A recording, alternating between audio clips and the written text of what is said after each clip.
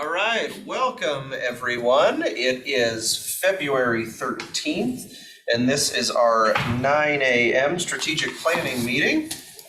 Please let the record reflect that Commissioner Kearns, Commissioner French, and Commissioner Waldriff are in the conference room. I think we will be joined shortly by Commissioner Jordan, and Commissioner Cuney is traveling for Wasatch business.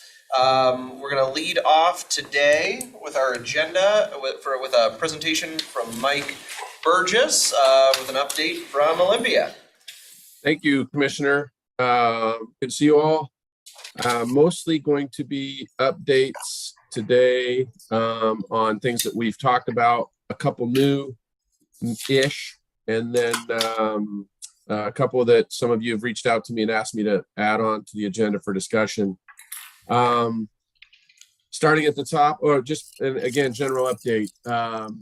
So we are a third of the way through session. If you'd seen my my report or my bill tracker that I sent out late last week, big week this week. February 17th is the policy committee cutoff.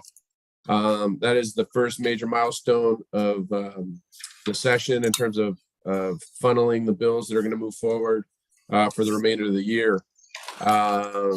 It really, shrinks the playing field for what's left, essentially. So I have some updates next week on what didn't make it, but going to focus on some things that are moving and are on your agenda. 5057, that's the energy standards commercial buildings bill that would set up the study. It has not moved from committee, but it is scheduled for a committee vote on the 17th. That's also the one that includes the delay of the implementation. On the vehicular pursuit side, the House version is scheduled for a committee vote on the 16th. The Senate version will not move, but what the Senate has done is moving a bill that looks at a model vehicular pursuit statute. So essentially, I don't want to say it's a study bill, but it sets up a working group essentially to come together and recommend a model policy to the legislature either next year or the year after. I would imagine it's next year. I don't know the exact date, but kind of two competing measures out there. And then lastly, on the condo liability bill, that the Senate version is the one moving. It is scheduled for a committee vote on the 16th. Transitioning to the next list of topics, Commissioner Walter, if you had asked specifically about that trust land transfer, you got some correspondence from your county staff on that. Looks like the bill is scheduled to be voted from committee on the 16th. I don't know if you have some comments that you wanted to make there, but we touched on that bill briefly last week. Wanted to get more info from your staff and have gotten that. Yeah, and I can forward that around. Doug and Knowles, Mr. Knowles, what's his first name? Paul. They wrote up a couple paragraphs about it and said it would be a positive for the county.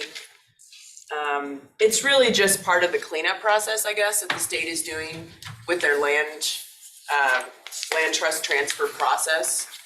And that's something Paul's been involved with over the last couple of years, is just updating all their processes and procedures. And so I think there's a little bit of an overview here. Ron, that was the second the one I attached to the email too, if you wanted to bring that one up, that Paul, but he also had an email that I didn't include. So. And there's a particular potential future parcel, and I can't remember the name of it, that might be of interest, to the county. So anyway, the recommendation of staff was this would be something good for the county to consider supporting for down the road when we may want to coordinate with DNR for a land transfer. Commissioners, incidentally, I've asked around with some colleagues of mine that work in this area more than I do. I haven't heard negatives about it. I think in general, the Association of Counties, for whatever that's worth, is in favor of the bill. So when was the hearing again, Mike? It's had its hearing, but it's scheduled to be voted from committee this week. So it is moving along in the process. So if we want to weigh in more formally and, direct me to do that, we can address that again next week. If you want to share that info with the other commissioners first, Yeah, and then, I'll forward on the info. okay, thank you. Thanks, Mike, Sure. for getting No, for sure. more information. Next one, sorry, Ron, back to the agenda. 1470, that's the private detention facilities bill. Got some information from your county staff, appreciate that.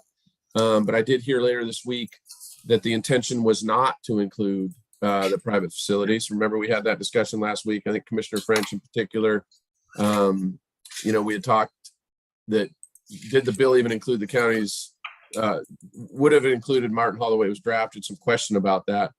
Well, again, I think it did, but now have been hearing back channels that the intention is to remove Martin Hall from that. So I have to see how that plays out moving forward. But I want to thank your staff for the information they gave me, but it is scheduled to be voted from committee this week.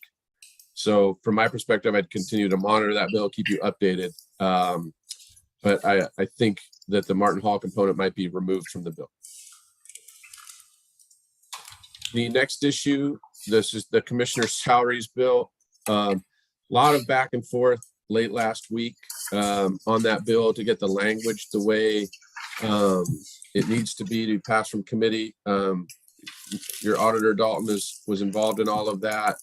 It looks like now they have the language where they wanted it.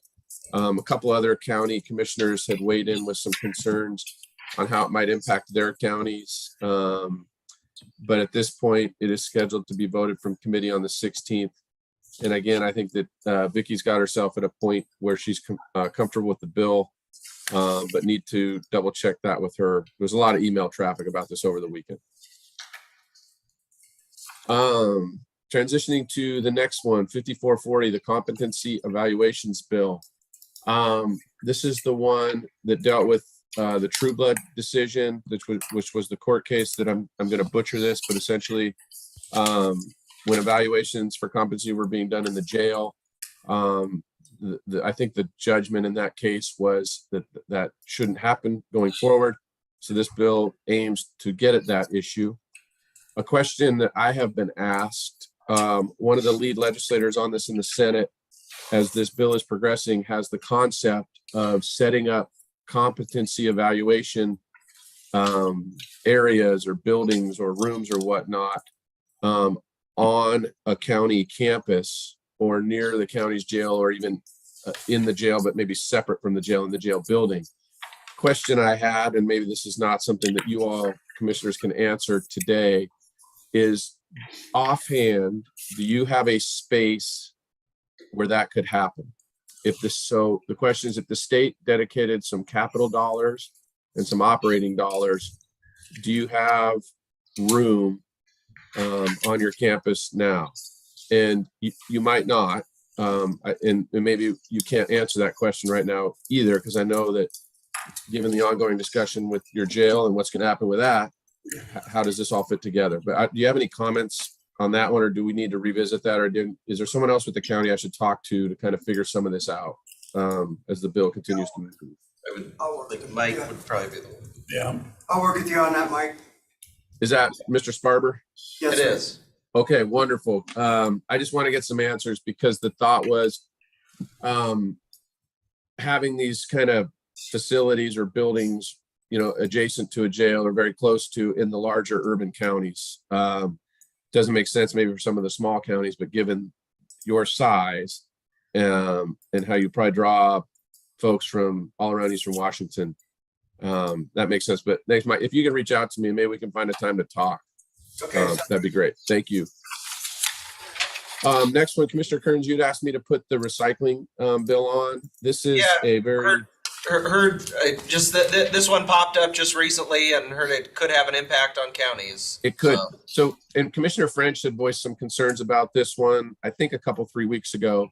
Yeah. I would just, from the political lay of the land in Olympia, this is one of the biggest, most complex bills that's being considered this session. Deals with recycling, but does more than that. Right now, it includes a bottle bill component to it. I put just the House number on your list here. I've been told that's probably the one that's going to move, but there is a Senate companion. Both the House and Senate versions I believe are still the same, but they have moved to the fiscal committee. But this bill has a long way to go. By not my knowledge, and talking to folks with the Association of Counties, that Wasac still has a few things in this bill that they want to work out, but are in a position where they're close to supporting it, or at least being neutral. From a county's perspective, a lot of this depends on if the county is going to participate as one of the recycling groups. Can it get its cost recovered? Will there be a model contract in place that counties could access when they partner with others? Some of this comes from the county's interaction with paint care. There was some difficulty with some counties getting their contract work done with the paint care folks, and so there's a desire to have a kind of a model contract that all counties are comfortable with. So that's just a few of the observations I have. You're right, Commissioner Kearns. There is questions from some of the advocates on the opposing side of this as to what it would mean for cost to consumers. But I do think, as long as from the county's functional side, if some of these cost things and policies get worked out in the legislation, at a minimum, your state association would be comfortable. Doesn't mean that you all should be, but just kind of wanted to give you some of that background. So this bill is being pushed more from the other side of the state than it is this side. And really by counties that really don't have, any kind of recycling program in place, or other programs in place and stuff. And so Spokane, we've got an infrastructure already in place. We've got the SMRF, we've got recycling. The other part of it is that the majority of counties get rid of their trash through landfill. We don't, we incinerate it. And so, but the state hasn't recognized incineration as a means for disposing of trash and stuff. So this is going to be everything that I've seen about this bill, which is only 148 pages long. And I doubt anybody's ever read the whole darn thing, but including me. But everything that I've garnered out of this is going to be a net increase in cost to our taxpayers. We're going to be basically subsidizing recycling programs in other counties in the state through this measure and stuff. So there is some pushback at the LSC. And initially we started out at opposed, and they're trying to get to neutral with concerns. And I don't see us actually getting to a point to where we're going to support, but I think neutral with concerns might be as close as we're going to be able to get, unless some of the counties on the other side of the state really change their position, which it's always possible, I guess. But that's kind of the summary from LSC's viewpoint. I know I see we have Steve Wolf on here. Steve, can I ask, since you're in this world, you're in this industry, if there's any information that you have that you could provide to us, that we could kind of mull over the next week, when we meet back up with Mike next week, to kind of give him direction if we want to take an official stance or not. Could you provide us with additional information over the next week? All right, thank you. Okay. On the next issue, the mobile home park bill, we've talked about this a 3 weeks ago, and the impact that this has on the work that the county's done with some state support to move folks out of that BRAC encroachment zone.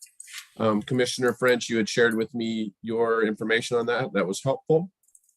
Have worked this back through legislators involved in the bill. It is going to move from committee, but I believe I had a conversation with some staff about amendment language that would take care of our problem. So it's scheduled for a committee vote this afternoon.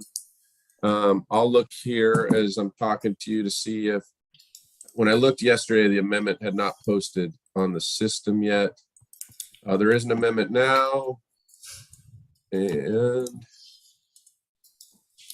it does remove written notice of reservation.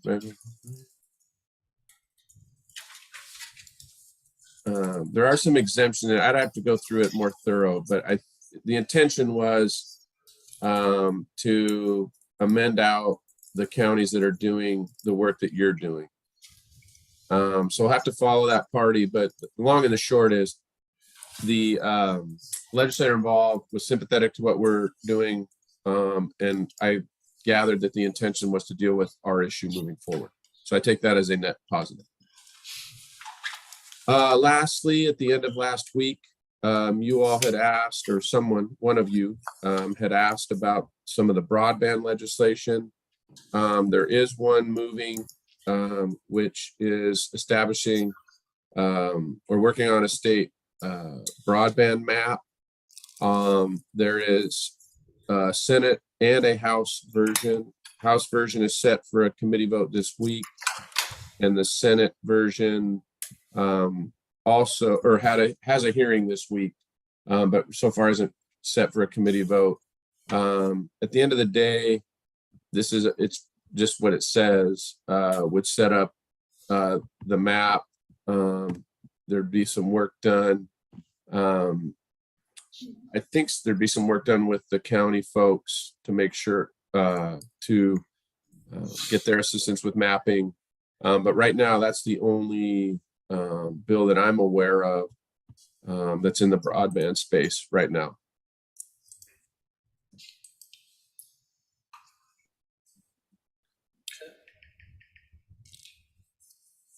Okay. That- Any question? Oh, Mr. Waldron? Oh, I'll let Mike, it looks like he was. No, I was just gonna say that, quick run through there, commissioners, but again, not a lot new, just because of the point we are in session, mostly updates today.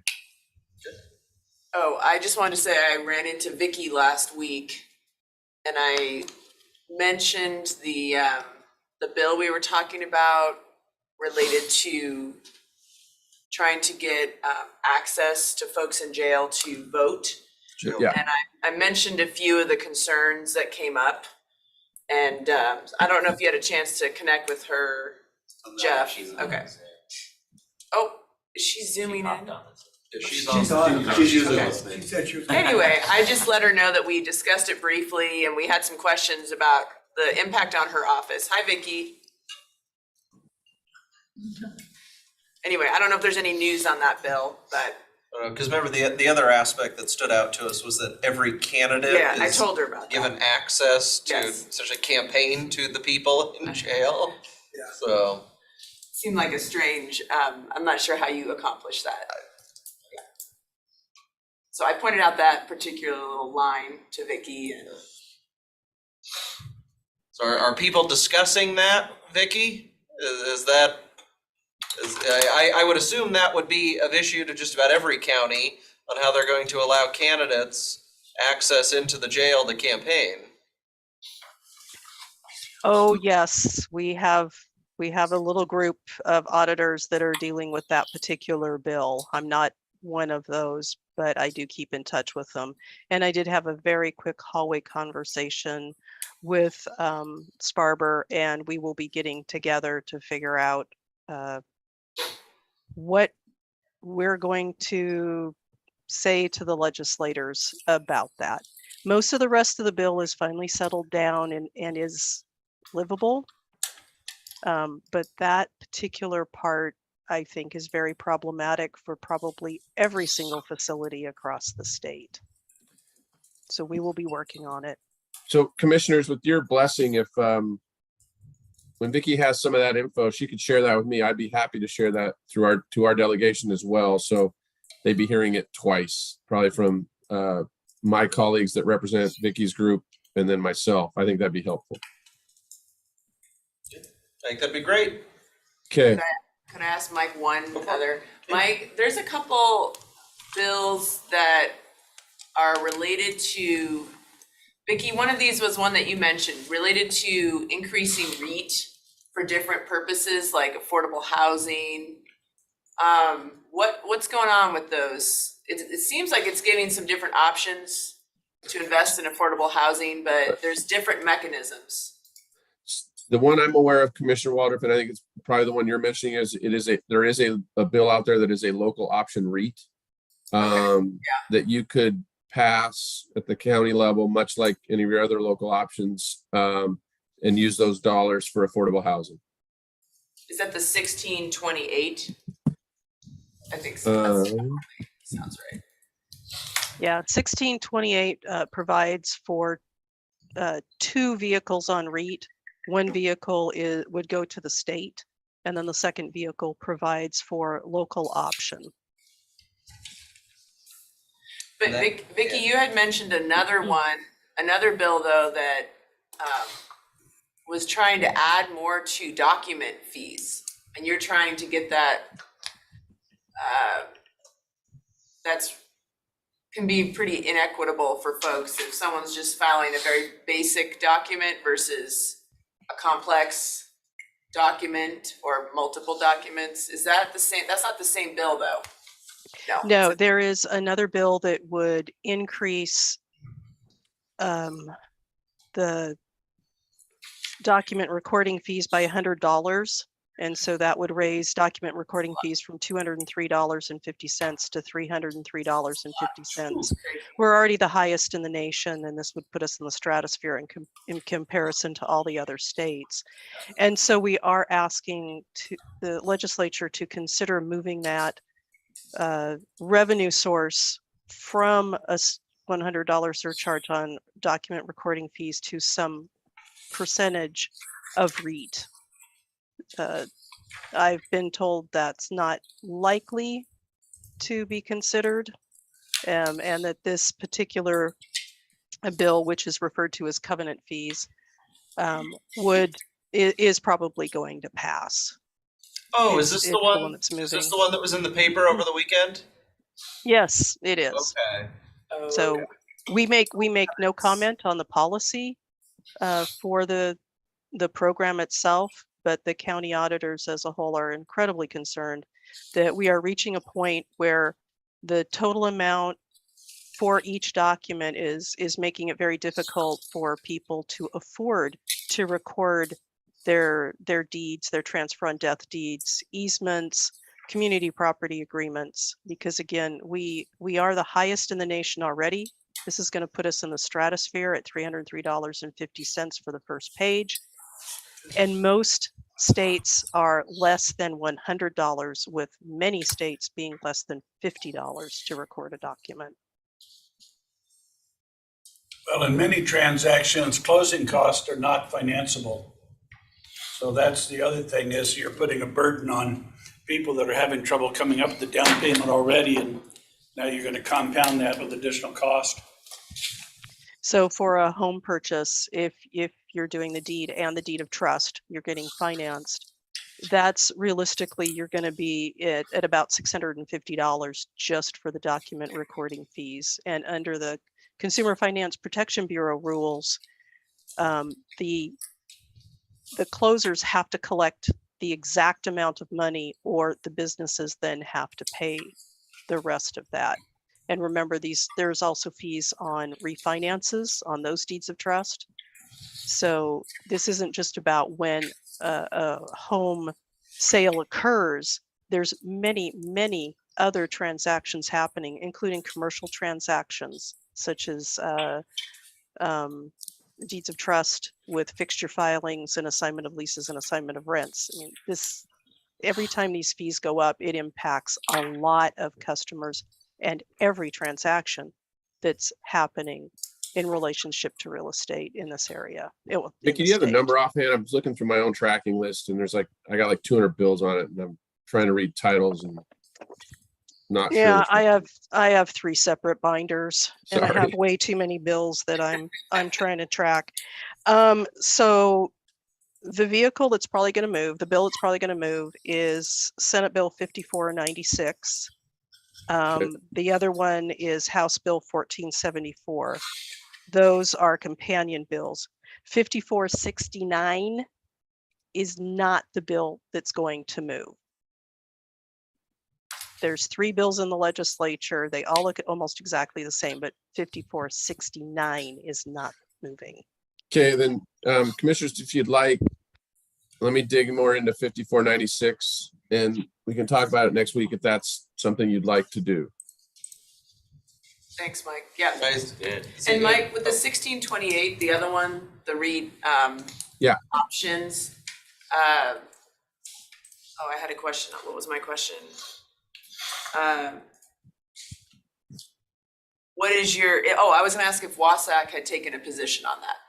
I think probably AWC has supported it. probably if they took a position, I'm guessing, Commissioner. So this is, I don't want to guess, put words in their mouth, but based on my experience, because it's permissive, it's not a mandatory. So it's a tool in the toolbox thing. Local options is always something that WASAC's been in favor of. My guess is they'd have a position of either neutrality or support. So that's a guess. Wednesday, and I'll find out. Okay, thank you. Thanks, Commissioner. Thanks, Mike. So Arian has raised her hand.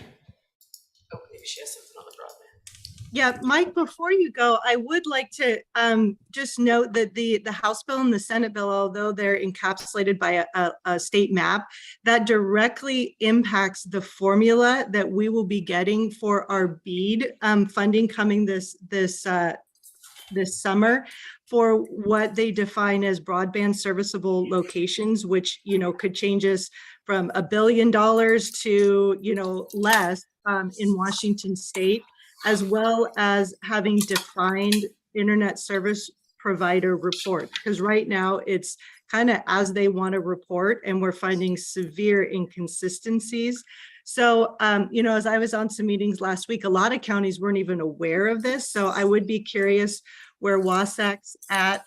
I did learn that Mark Visconti, the broadband director, is in support of it because it basically just gives some definitions.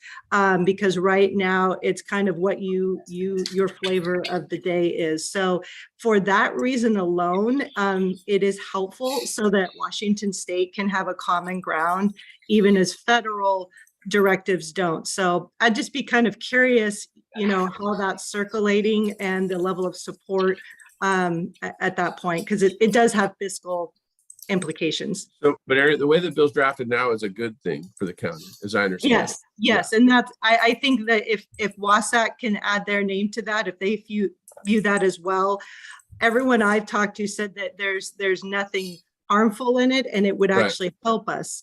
But we really haven't done an official statement as Spokane. Okay.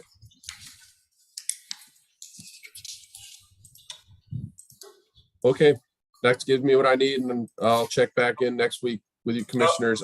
One last comment from Scott? Yeah.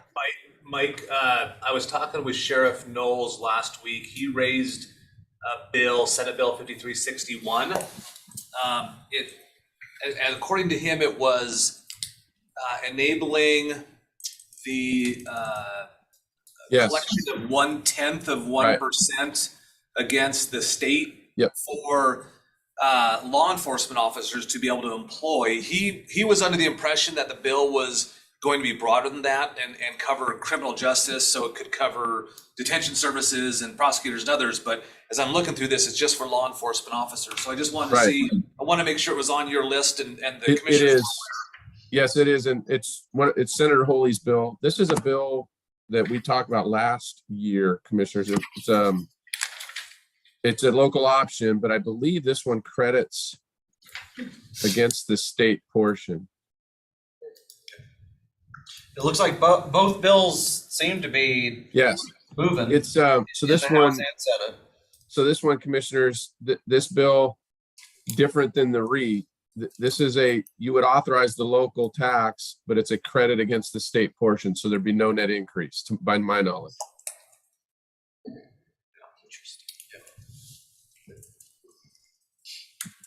But yeah, Scott, it is on my tracking list.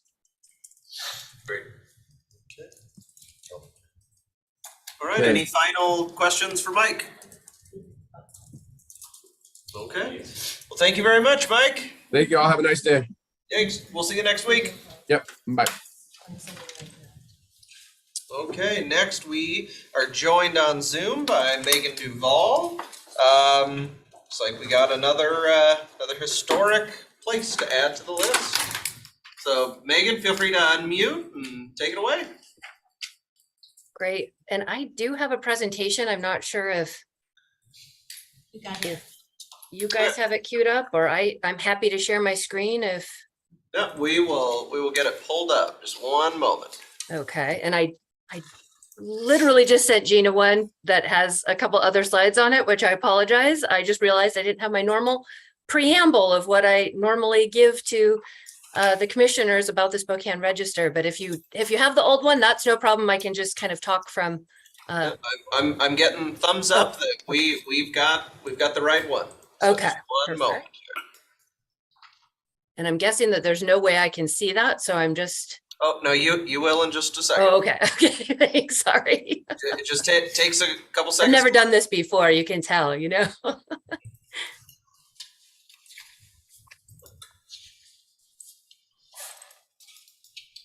There we are. Oh, perfect. Excellent. You guys are so good. Thank you so much. So, well, hello. It's good to see everybody. It's been a while. I just wanted to give you a quick background on what the Spokane Register of Historic Places is. I know we have a couple new commissioners. Commissioner Waldrop has seen this before, but it's been a few years. So the Spokane Register of Historic Places is our local program for listing properties. It is a voluntary program. We do require the consent of the owner for listing. And we use this to, well, we have a management agreement that protects the properties, basically a contract between the county in this case and the property owners. That gets listed with the deed of the property. So in perpetuity, all future owners also will basically be mandated or required to go through the process of design review when a building permit is sought. And this is also how we offer incentives to property owners when they do improvements to the properties. So we can go to the next slide. So in order to be eligible, properties generally should be 50 years or older, although, you know, if it's a little bit less than 50 and they're exceptionally significant, we can list on the register. And then we also have some criteria. This, sorry, shows the Spokane Municipal Code, but the county code also has these specific criteria. So I'll go through each of those. We can go to the next slide. So properties and resource types, we can list buildings, sites, districts, structures, and objects. So all kinds of different things. Next slide. So category A is an association with broad patterns of Spokane's history. And next slide. B is an association with significant people, like the Davenport Hotel, obviously Louis Davenport, and the house in the middle is the Sonora Smart Dodd House, associated with the founder of Father's Day. Next slide. Category C is probably our most common category that we use. This is our architecture, design, construction, or association with an important architect. And actually, the property I have for you today does have that association with an important mid-century architect. And final, or next slide. Category D is really our prehistory or archaeology. We don't have anything listed on the register yet that has to do with this, but it is there in case. So now we'll go to the next slide and I'll get into the Menoch McClure House. And you can go to the next slide. Built in 1959, the Menoch McClure House, next slide, at 1005 East 54th Avenue, meets the Spokane County Register of Historic Places under Category C. And obviously, this is right on the border of the county and the city. I actually thought it was in the city, and luckily my clerk noticed that it was in the county. Next slide. This property embodies the contemporary style as well as represents the work of a master architect, Royal A. McClure. Next slide. Architecturally significant, the McClure Menoch House, or the Menoch McClure House, is eligible for listing on the Spokane Register of Historic Places under Category C as a property that embodies the distinctive characteristics of a type and period of construction. Next slide. Contemporary style characteristics include the home's 1959 built date, long, low horizontal plan, shallow pitched barrel-shaped roof, exposed curved and tapered ceiling beams that extend through the window walls to create deep overhanging eaves on both the house and the garage, floor to ceiling windows and sliding glass doors. Slide 7, or next slide. Exterior stone veneer cladding, Vermont slate floor, and walnut built-ins. The contemporary style influence is especially illustrated by the home's open floor plan. Next slide. And by an 89-foot wide uninterrupted window wall along the rear of the house. Next slide. Designed by Spokane master architect Royal McClure. Next slide. And constructed by Spokane building contractor Elmer Nelson, the Menoch McClure House was honored with an award of merit from the Spokane American Institute of Architects in 1961. Next slide.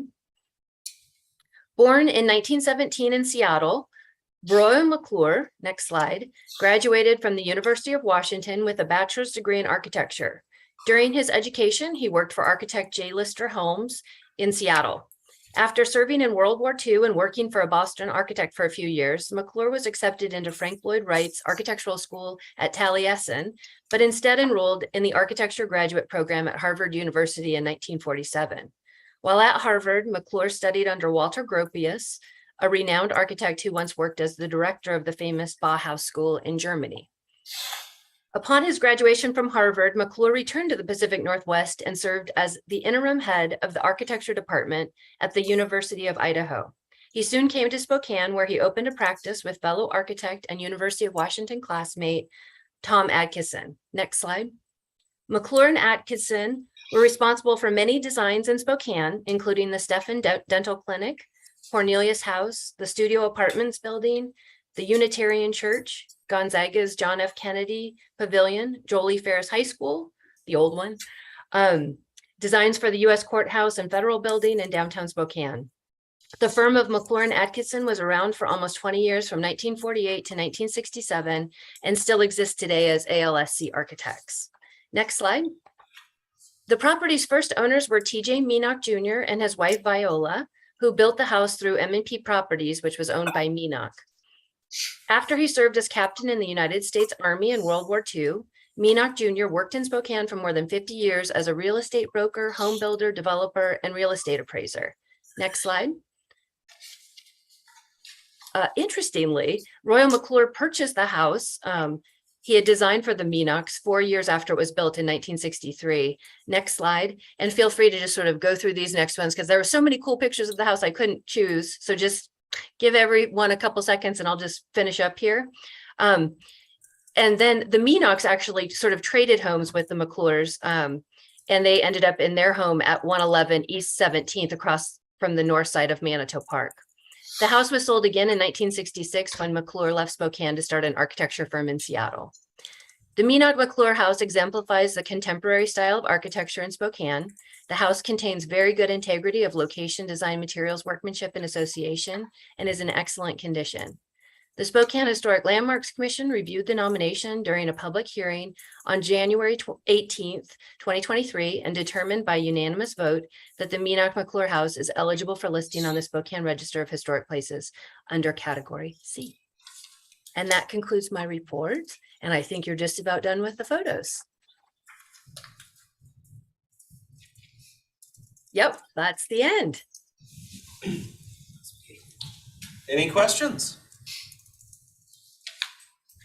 No. Beautiful home, great presentation. Thank Great, you. thanks so much. I appreciate it, you guys. Take care. Bye. Bye. Okay. Gina?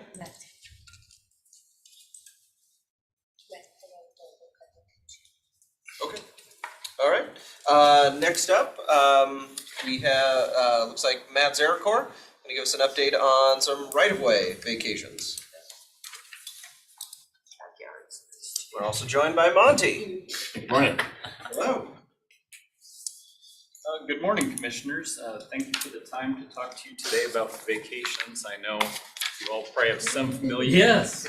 Far more exciting than architecture, I know.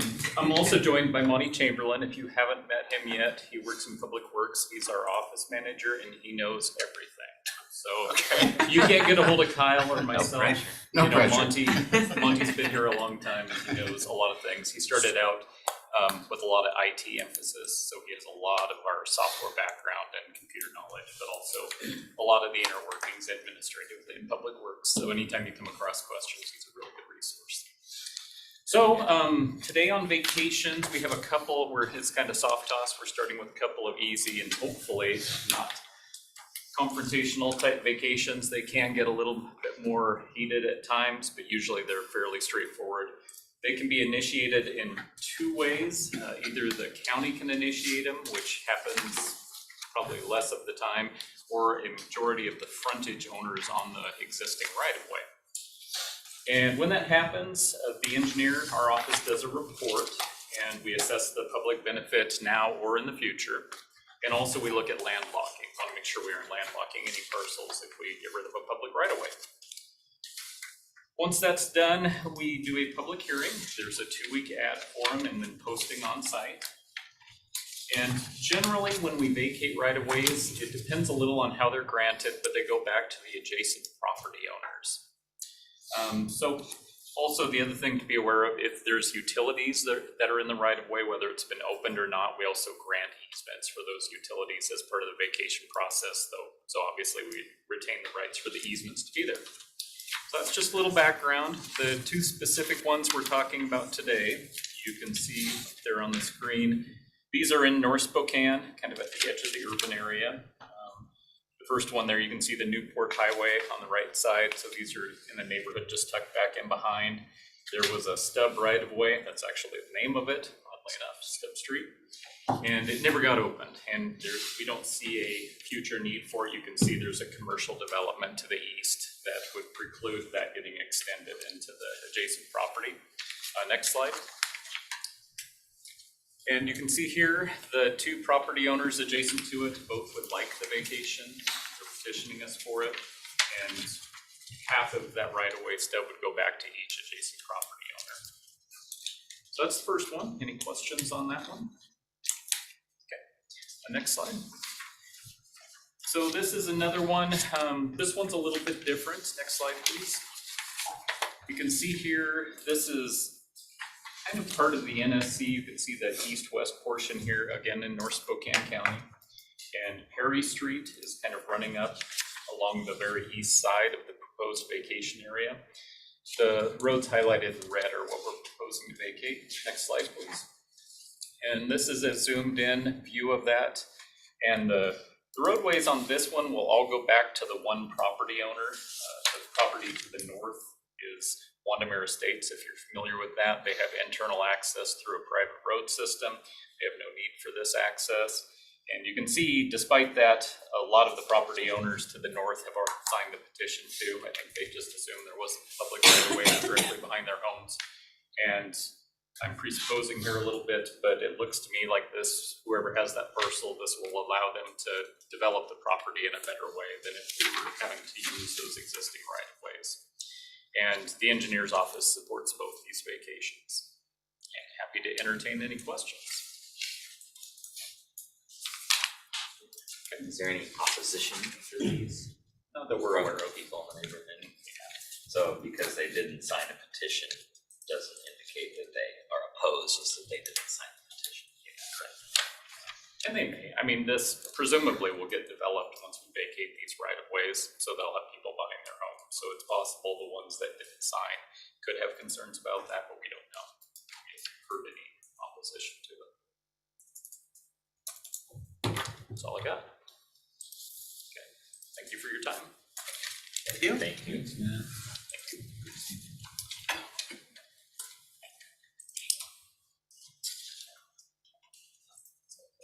Okay, well, we have, looks like we have Kat up next. Okay. Kat, take it away. All right, so I apologize, we're revisiting this and I'm not there with you. I caught a nasty bug on the plane back from DC, so I figured I better not share. But we're revisiting this because this is an original contract that stemmed back from when John Dixon was COO. And at the time, it was within his cost limits to sign for. And so now we just need to get a resolution in place as things have changed. This is basically just the agreement between the State Department of Veterans Affairs and our Spokane County Regional Veterans Services Office to provide licensing, that we pay for the licensing costs for an enterprise veterans case management system. The value of it is that we are using the same case management system as the state, and it all talks to each other. So whenever we're working with a veteran that comes here to Spokane, we have their entire record of services across the state. Really, really valuable tool for our team at Spokane County Regional Veteran Services. And we're just renewing. Just pay special attention to, if you look at the cost reimbursement model, we only pay for our licenses and then any requests for modifications made by the county, which we have no intention of making any modification requests to the system. We use it as is. Any questions for Kat? All right, thank you very much. Thank you. And Ashley Dunaway family. Okay, so we may have a few minutes before Ashley Callan gets here. But in the meantime, can I ask Jeff, do you want to hit on some of your miscellaneous items? Looks like I-90 Aerospace Corridor sponsorship. So this one falls under the same topic as last week's $1,000 that we did to the Sparks weekend. The past few years, at least, since I've been here, there's been 4 items that have gone through that as miscellaneous on this particular budget. It's the Sparks weekend. It's this I-90 Space Corridor sponsorship, which usually happens over in Coeur d'Alene, and it's bringing aerospace economic development to the region. We also do the bike swap and what's that, United in the Community one? Unity in the Community, thank you. Show up on every year. Which is more of an HR driven. So those are the 4 events that have been the standard under the under this outside budget miscellaneous category. The Aerospace Corridor is a $2,500 one, and they have submitted their invoice, and we just need an approval from the board for action. And that 2,500 also includes registration for, I think it's 2 or 4 people. Yeah, to 2 people, it's to a the quarter conference, page yeah. ad in the program, and then some branding at the actual conference itself. It does come with 2 admissions for those who actually attended. I know Commissioner French has attended in recent years. So this is, you said it's in Coeur d'Alene, the conference? Yes. Okay. So it's a local. Trying to promote aerospace in this. To the whole region, yeah. So the Aerospace Consortium includes Northern Idaho and Spokane County. Northern Idaho College actually has an aerospace program and stuff, and then we have aerospace and advanced manufacturing programs here at the community college, as well as I think WASU has it and stuff. So it's a combined effort between the two jurisdictions. That's the I-90 Aerospace Corridor. So they're one. I attended one year, and so in the ballroom, sort of at one half, there's the stage with seating, and you hear different speakers in the industry of aerospace. The other half is more sort of like the vendor booths of all of the different, whether they're manufacturers, suppliers, whatever kind of role they play in aerospace is sort of there. So I've only gone the one time. I know Commissioner French has gone several, but. Yeah, there's about 130 aerospace tier 1, 2, and 3 aerospace manufacturers here in this I-90 corridor and stuff. And they do a lot of cross-border work and stuff, so that's why it's a I-90 corridor as opposed to just Spokane or just Coeur d'Alene. There's probably more Washington. Yeah, there's more Washington people there. I don't know why they hold it in Coeur d'Alene, because there's more Washington people there than there are Idaho people. But they typically hold it in Coeur d'Alene because the community college or the NIC program over there helps support the conference. So is the goal to get more exposure to those businesses? Does it try and draw people from like Western Washington or? It's a combination of several things. One, they are promoting their product to potential users to expand their market. They're also using it as a recruitment tool for, to get people into advanced manufacturing in the aerospace sector, so that we can grow that sector and stuff. Spokane is the 5th largest aerospace cluster in the country. And so there's a lot of work that we do to try and promote that and to grow the industry. So the community college. Yeah, I was gonna ask, do they send a lot of students over? Do some of our Yes. funds help Yeah, fund students to come to the conference? Because that would be, they're the ones going into the programs that could be, you know, working at these different companies. I don't know that for a while, the students got free admission into the conference and stuff. I don't know whether they're still doing that or not. But they worked hand in hand with the community college so that, for instance, as we get a new product in the market and stuff that looks like it's gonna have a demand for employees, then the community college will do the training to feed these people into a job and stuff. So that it's similar to what Boeing does with Renton, you know, where, you know, all the equipment that the community college of Renton has on its floor is the same equipment that Boeing has on its floor. So you go through the class, you get your certification, you literally walk onto the production floor for Boeing the next day. So you're training on the same equipment.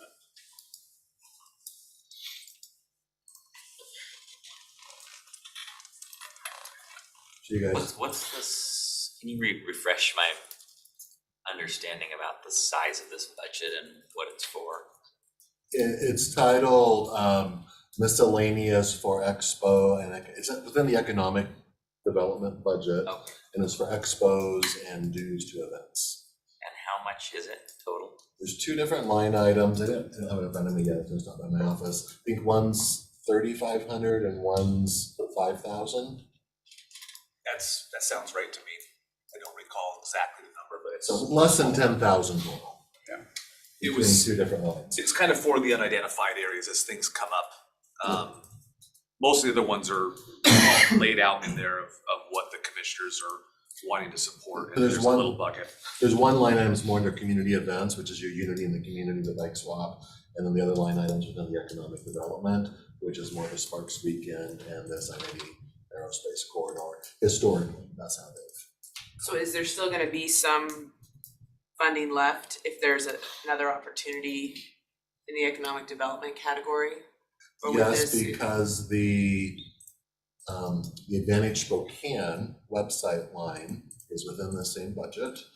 And that didn't get updated to the 13,000, it still have the historical 17,000 and change line. And within that, you can move Okay. between. I So just, there'd yeah, I still was be, I'd say, thinking if there's 3,000 to other, 4,000 there's other things that come up, Correct. you know, employment and getting people into employment's a hot topic this year. With a lot of, I don't know if there's gonna be any other efforts. You know, I'm thinking there's the disability community effort around employment. There's other efforts that we could participate in. Okay, so you're saying there's still some more There's still be a few funding. thousand. Okay, And then there's always the option of a direct from the general fund line. I know last year there was one thing we put through, as just a general fund. So that's always another option. maybe we discussed this one last week, but so there were some that were already outlined in the budget. Correct. 2 of them had line items, 2 of them didn't. Scott and I spent some time with budget this week, and the thought is this fall, we try to do better at line iteming and line, if that's a verb, giving line items to them. And so that discussion would happen during the budget process more than these one-offs coming before you. But this year, because of the grouping, actually all 4 are gonna come before you, because both Unity in the Community and Bike Swap, they're listed in their title heading, but not actually the line item's actually a miscellaneous under the heading of those 2. So we think we should bring those forward also when they come. Yeah, I was just thinking maybe that's a good topic, but it sounds like you're already on it. Like just that we could integrate that into the budget process ahead of time, it just saves everybody a lot of That's time and my goal energy. for this fall, Yes, yes. okay. And like, for instance, like Priority Spokane and other dues that we pay were already All identified. the chambers are identified, Okay. The PDAs are identified. Okay. The 2 GSI that are on consent for tomorrow are. Right. We're already in the budget. And Okay. a lot of those are because the fundings for each of those come with a seat on their boards. So Right. that's why they're a part of the budget. So come These were more January, like we're, other. our seats are locked in. Yeah. Okay. A little more ad hoc, but they've been consistently enough year to year now. I think the discussion during the budget would make sense. Like for the bike swap, aren't we the primary sponsor for? We might be, that's our largest, that's a Yeah. $3,500 one Yeah. historically. So I think that does come with some sort of title sponsorship, Right. Logo prominently displayed. Which is a whole nother discussion, because I believe we in-kind the use of our fairgrounds for that too. On top of the money. On top we of the money. Give Yeah. them to put it on, so. So our net all-in cost is probably Is closer to more, yeah. 13 to 15,000. I was wondering with the ski swap, do we also donate the space for the ski swap as well at the fairgrounds? Not to my knowledge, I think that's a bigger event, more branded, that like creates more revenue to pay. There's more companies and ski shops and stuff involved. I've been to that event too. That's a good one. So you guys good with this aerospace one getting processed? I'm fine with it. And then the other one I had, we now officially it's called congressional directed spending. However, we all know it as earmarks out of the federal government. Senator Murray's office sent around her dates last week. And so by the end of this month, February 28th is the cutoff to get our requests in. Generally, the Senate offices have very similar timelines. The House is a couple months further back. It'll probably be more April time frame. Last year, the senators did keep pushing their dates back until they pretty much mirrored the House, but we don't want to count on that. So last year, we put forward 3 projects. One was a Hatch Road project up near Bidwell Park up north. The other was Craig Road out on the West Plains around the Transload Airport, along that economic development area. Our third request was a Vista Stadium and the needs there. What each, between our congressional office and the 2 Senate offices, they all asked for them to be prioritized. So we gave all 3 offices the same 3 projects. However, we had a different as a top priority to each office. Like Senator Murray had shown some interest in a Vista Stadium, so that was number 1 on her list. By the time we put it forward, they had signaled there was less interest. In the end, ironically, we had Senator Cantwell as the number 1 for Craig Road. She did not put her name on that one, but both Senator Murray and McMorris Rogers did, and we did get 3 million funding to that one. So that's the only one that got moved forward last year. The Senate does not have a limit on how many projects they can request. There is, of course, reality on how much money they're going to get. The House does limit at about 20 projects. Last year was roughly that. Those numbers aren't out this year. All the offices are required to have a website that showcases all of their requests. So that's how we can go through and see who actually put their name down promoting which separate projects. Each of these also, whatever projects you bring forward, if last year's status quo, will have to get 3 letters of support from cities. For Vista Stadium, we got some youth sports. So be thinking of number 1, what projects you would like to bring forward, which person from our federal delegation makes the most sense, and help brainstorm some ideas on groups to write the letters of support, and then we put it all through the process. Have they given any indication as to what their priorities are that we need to fit into? I mean, Cantwell, for instance, was very motivated around road rail intersections and stuff, and that was something that she spent a lot of time with last year, and I know in talking to her office, that's something she continues to want to promote. So I'm going to submit a couple projects into that category, but I don't know where McMorris Rogers or Murray are. And now that we don't have John Colton there to give us some insight, I don't know Well, where. Lizette will move over to that, Lizette from the Valley Chamber. Okay. Is going to Senator Murray's office. Okay. Don't think she's actually started quite yet. No. So as soon as that transition is finalized, I'll connect with her. This timeline is short enough, I might just call the Seattle office Right. and figure it out. And this just came up last week, so I wanted to get an idea from you guys what direction you wanted to go before I have those conversations with the offices. The T-HUD bill, federal aid transportation and the HUD projects go together in the same committee. It's a popular one, so there's more competition there. And so sometimes it's also good to ask the question, you know, if you have something under a different funding mechanism, you might have better odds of getting it, just competition levels. But generally, like most groups, I like to be last dollars into a project that already has a lot of community support and funding. Like everybody, they like to show up to the ribbon cutting and, you know, versus be first dollars in for the North-South Freeway, for example. 30 years later, you may not be alive for the ribbon.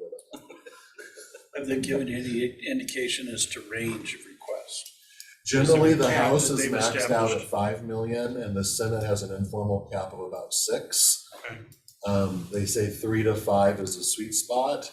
If it's a very high visibility project, you can go a little bit on the higher end. If it's more of a status quo road project, probably the 3 million range is a good level for ask.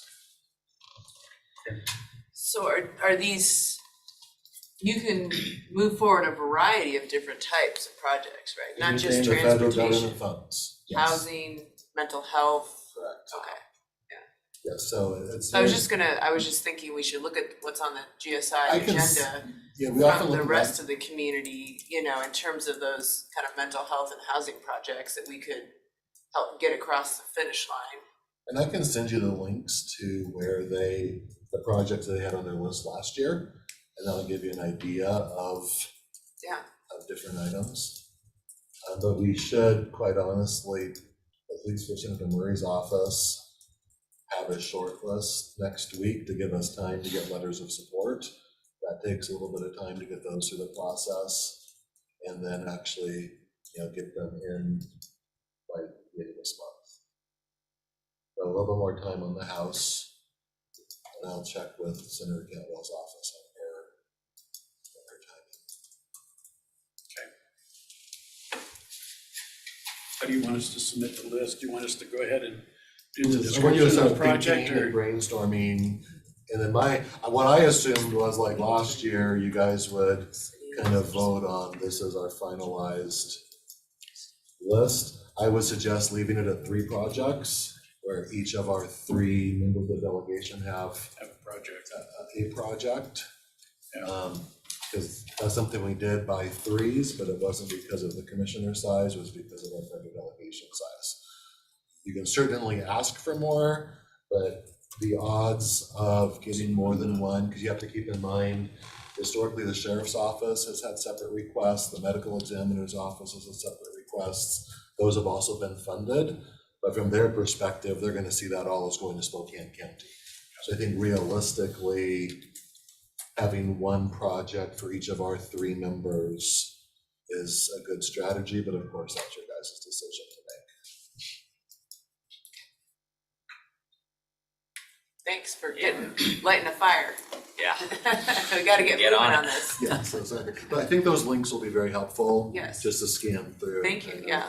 Because last year, I was involved with a couple different requests, but it was kind of an interesting process. Just getting the earmarks process going again and trying to figure out, do you ask for more operational versus capital? I mean, traditionally, it's been capital. Yeah, they've leaned toward capital more. Which is why I thought this one particular request wasn't gonna go anywhere, and it didn't, but, you know, around mental health, because the challenge is you can build a new mental health facility, but then you've got to have the operating dollars to actually, you know, make it possible to serve the community. So that sometimes it's a challenge because trying to make sure you're not setting yourself up you know, in the community Well, we for, want to have a smart ass, and then I'd Yeah. also suggest, both of our senators and our House member are chairs of very influential committees in Yes. their respective bodies. So I'd also, make consideration to an ask corresponding with their specific areas of heightened influence these days. good idea. Thank you. Thank you. Yeah. Okay, Ashley Some Callan. feelers out. Is this the hot seat right over here? Any of them that are open, you got your pick. Oh, Either of those two. okay, thank you. It's a warm one. Ashley Callan, Superior Court Administrator. Thanks so much for inviting me to come and speak with you today. I have good news and bad news. The good news is I'm not asking for money. The bad news is I would ask that you approve my requests tomorrow. So, and I'm aware that that's a shortened timeline from what we would like to do, but it does involve grant funds, which is why there's going to ask that you approve this tomorrow. The three of the commissioners may recall back in July, the administrative office of the courts gave Superior Court or awarded us a grant for $250,000 to upgrade our courtroom AV equipment. We came and briefed the board and plugged along and had heard that the board had used VIP Productions to upgrade your hearing room. And so we thought, well, that will be fantastic. You all had a good experience. We will go along with that. Got a quote from them and then realized that we needed to go through the bid process. So we had to pump the brakes. Purchasing helped us out to go through the bid process. And that was concluded in December, and thankfully VIP was the lowest bid. So they have provided a bid for all 18 of our courtrooms, which the grant funds will not fully pay for.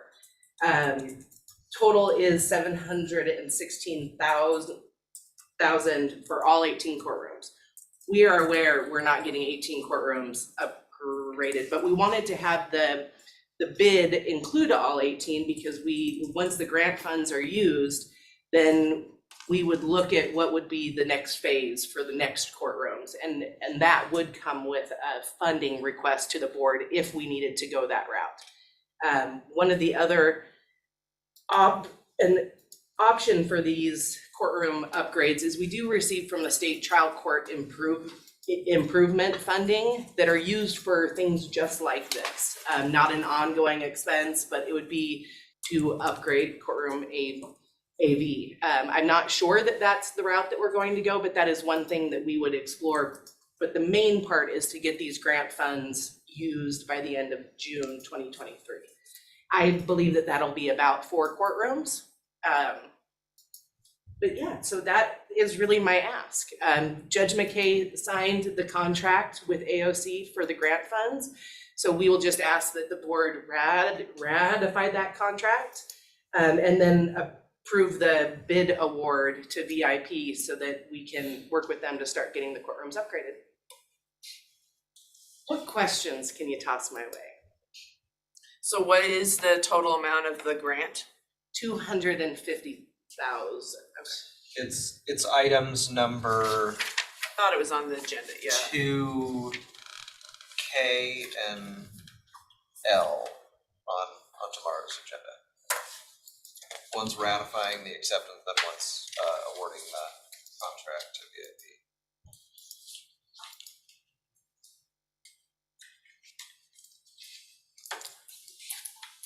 Okay, so that was the confusion I had when I originally saw it on the agenda the other week. It said CARES Act, which was not accurate. But also the 716,000 is not what we're actually approving. That's just the total bid amount. Yes, so It's a little tomorrow's, confusing. the way tomorrow's it's- action will be to approve the receiving of the grant from AOC of 250,000. And then it's to approve the award of the bid to VIP Productions. And then when it moves to contracting, the contract will come back in front of you and the contract will stipulate that it's limited to funding available of 250 in phase 1. And then future phases would be dependent upon funding availability. So how long does that bid stay relevant? I'm not sure. They'll probably put a stipulation on it. I haven't seen it. Do you know on that? Because I assume VIP is not gonna honor that price for too terribly Yeah, long. that's what I was. We did in the bid, we said that it will be many years. That phase one needed to be done by the end of June, but that it would continue going on into 2024 and 2025. So I'm not exactly sure. I would hope that we don't have to go through the bid process again. But I think that would be, we would explore that when we got the first phase done, and then what could we do from there? And again, that their funding would be, we need to look at and see if the price is still the same or if things have gone up. Are you gonna choose which courts get improved? That's a great question. And Will you sell tickets? no. Because we're on such a short timeline, I'm going to have to look at who's gone, who's on vacation between now or whenever they're ready to start and the end of June. Thankfully, it shouldn't be all of the bench because it's not July yet. But so it'll just be based on when a courtroom is available. And you think the best way is to fully equip 4 of them rather than just some upgrades in each of them, in all of them? I think so, because part of this is, and our IT has done, they're fantastic, so I'm not disparaging them at all, but wiring needs to be upgraded just to the newer tech that's out there. So from what I understand, it's all going to be networked, so it's not going to need to be hardwired.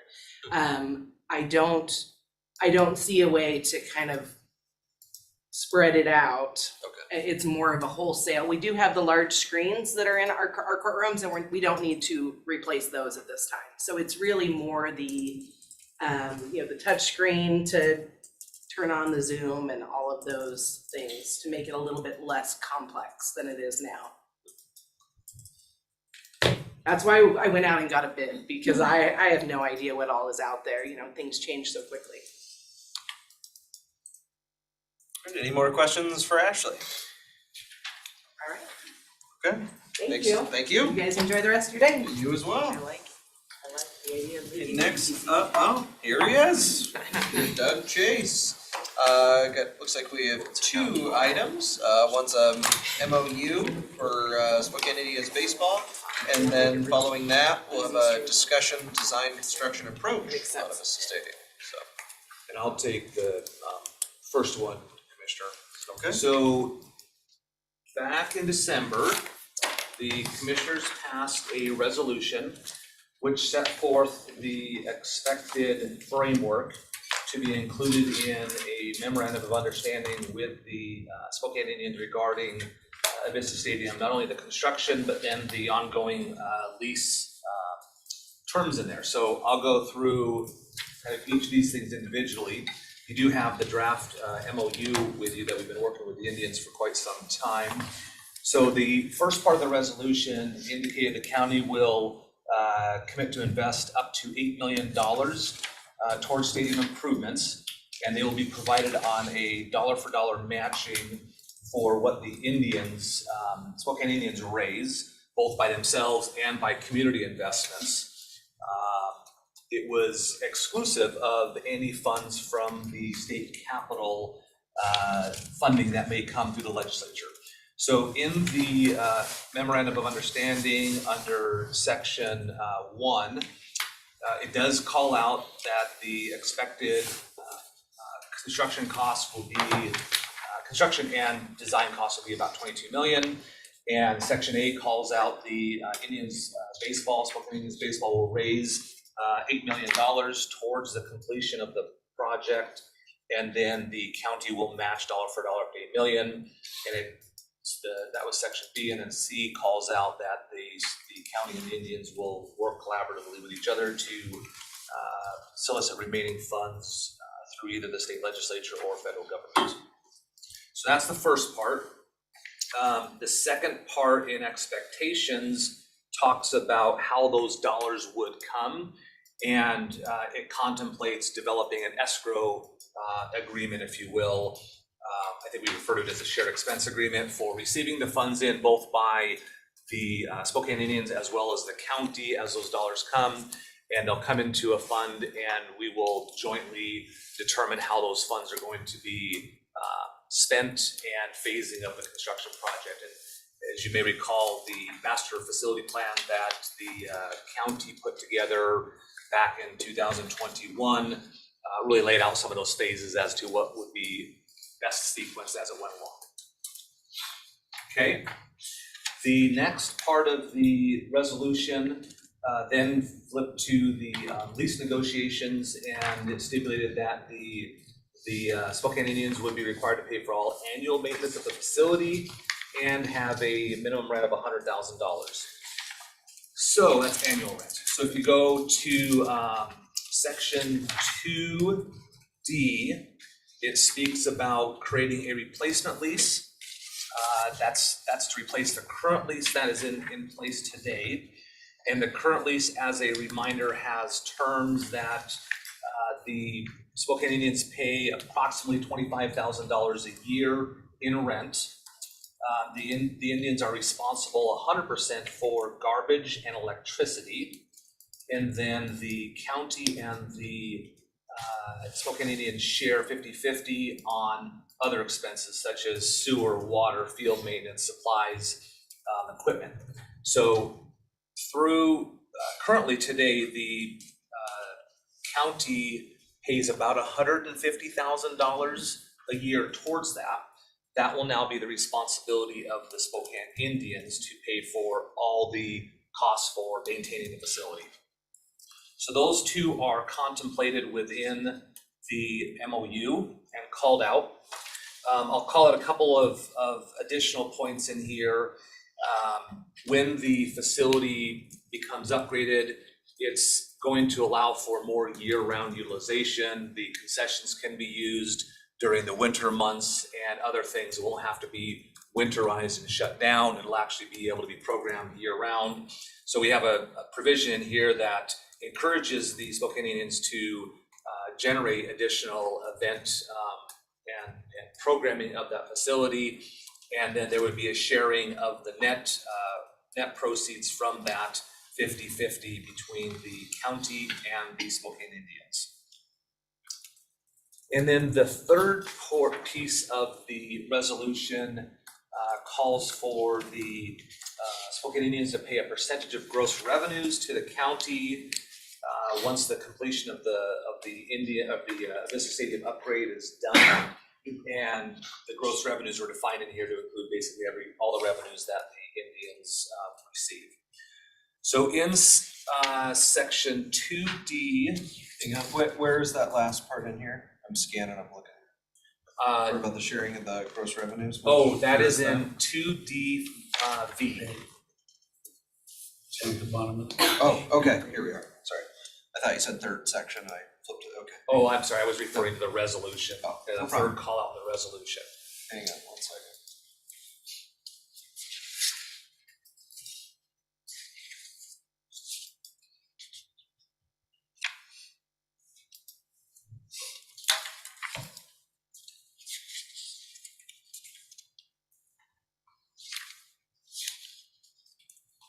So I think VIII is what you're looking at now, Commissioner. Give me 1 second here.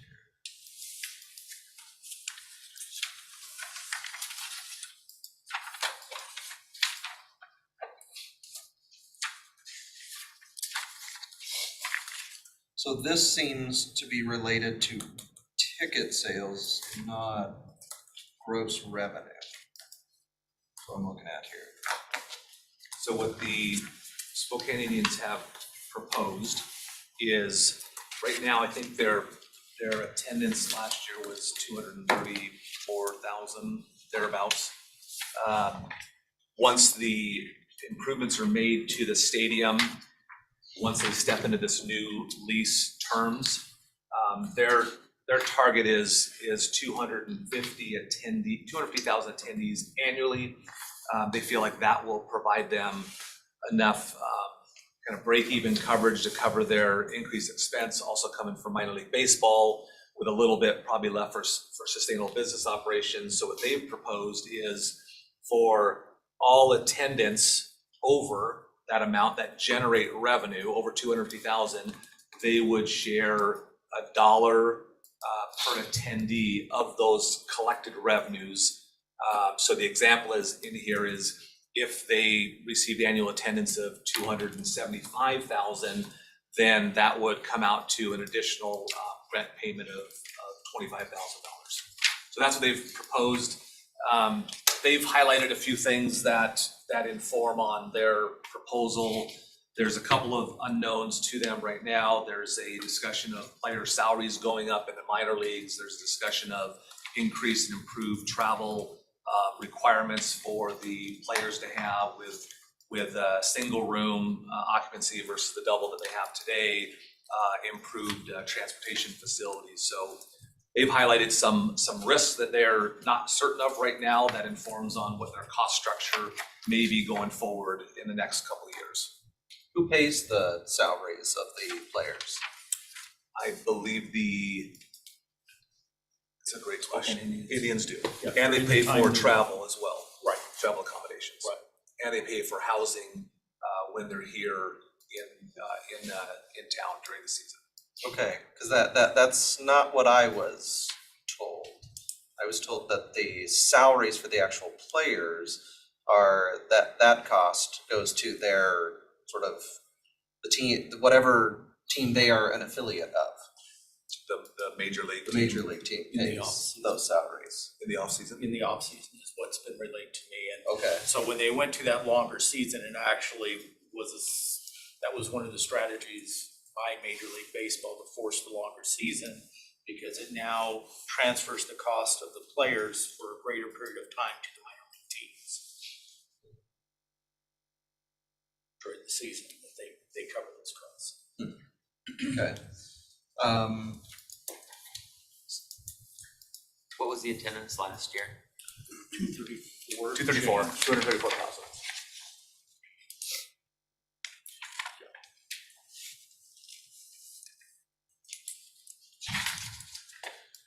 So this is in front of you today for consideration and potentially putting onto the consent agenda, future consent agenda. And then should this pass, then we would step into the next step would be to start negotiating the escrow agreement with the Indians to consider how those funds would come in, and then quickly followed by working on negotiating these terms into an actual lease agreement with the Indians which is referred to as a replacement lease agreement. Happy to answer any questions. What's the Yeah, go for it. Go ahead. What is the expected, can you remind me what the expected contribution of the Valley is? Right now, the $2 million has been approved has been recommended through their LTAC committee, and it has been approved by the city council. So to date, my understanding is the Spokane Indians team has committed to contribute $2 million. Matched with the $2 million from the Valley is $4 million that they will have in hand shortly. And then they're also getting, I forget what the dollar amount, but they're getting some revenue from Avista for naming rights. I believe they're negotiating with them and some others, maybe for field naming rights as well. Field naming rights, as well as advertising. They do a lot of advertising on the outfield fence.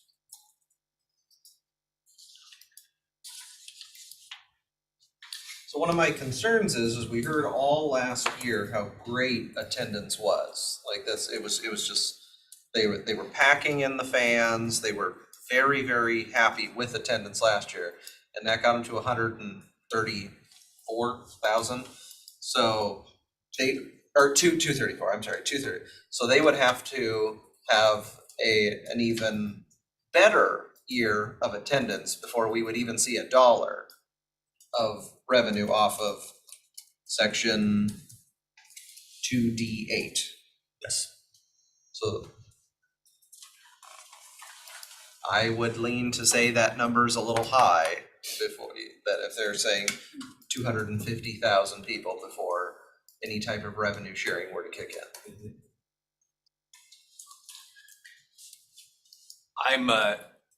So I'll just talk to what I understand from the Indians' perspective is the lease terms would not go into effect until the improvements are made, and those are going to increase their expenses.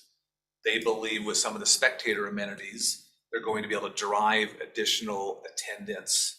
So once those kind of triggers are hit and they are now obligated to pay more rent and more field maintenance, that's why they're proposing to move the attendees annually to 250, which they, in their mind, they believe they're going to get to. But that actually helps them get to cover more of the costs from the new lease that would be negotiated with them.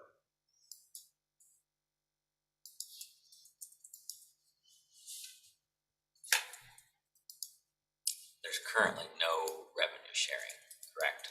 There is none. The way the lease is written, it's all of the revenues are retained by the Indians, whether it's concessions, ticket sales, naming rights, merchandise, everything. Correct. So by having this goal, what you're saying is they want to meet this goal because that means their revenue goes up if they're seeing that many fans come in each year. I think so. All the concessions and the ticket sales and the other things. So we're just getting $1 of what the additional revenue would be. That's what they're proposing. Okay. And do we know what the So average? it's an incentive. They want to, I would think they want more revenue. You know what the average ticket costs to the consumer? I think it's 15, 16. I mean, there's some. Yeah, I think the bench seats are anywhere from 5 to 7, but you can buy mini packages and better seating for, I don't know, 45, 65 or more. I think they provide all different options. I've heard the 16 is kind of an average, but that's just my recollection. If you want to be out in right field, with the sun in your eyes and on a bleacher, it's not going to cost you very much. But so it is. I mean, I find it to be really affordable. They tend to get church groups, right? To get a big. I think it's like $7 for those ones way out in the fields. Yeah. So for a family who wants to bring a bunch of family members and pay $7 a ticket, it's pretty affordable. But the nicer seating has benefits. Mr. French? So the team makes revenue off of a variety of different sources, the game, concessions, merchandise, sponsorships, parking. There's basically 5 sources of revenue. So they can keep their ticket sales exactly where they're at, but increase the cost of a pop by 10 cents and they get more revenue. Increase the cost of a jersey by 20, and they get more revenue. My goal, and as I look at my experience in the retail industry, my percentage rents are based upon gross revenue, and then you negotiate on where the break point is in terms of when that percentage rent kicks in, and then it's up to management to figure out how are they going to adjust the pricing to fit the market, and I don't have to be involved in that. That's a decision they make, and they're going to drive to the greatest revenue, and that's great. That's what we want them to do. But my expectation was that we would be partners because you're using our facility at less than market rent, and so what is the compensation to the taxpayer that doesn't go to the game?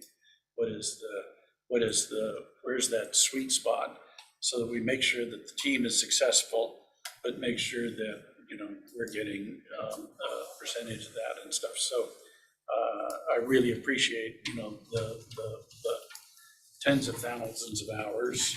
I'm sure that's how many it's been that Scott has put into trying to work and find that deal.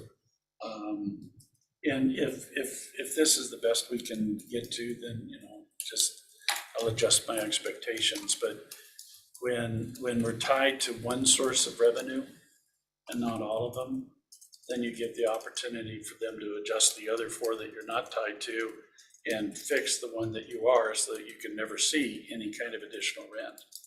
And that's part of my challenge here, is that if we're going to be partners, let's be partners, kind of a deal, and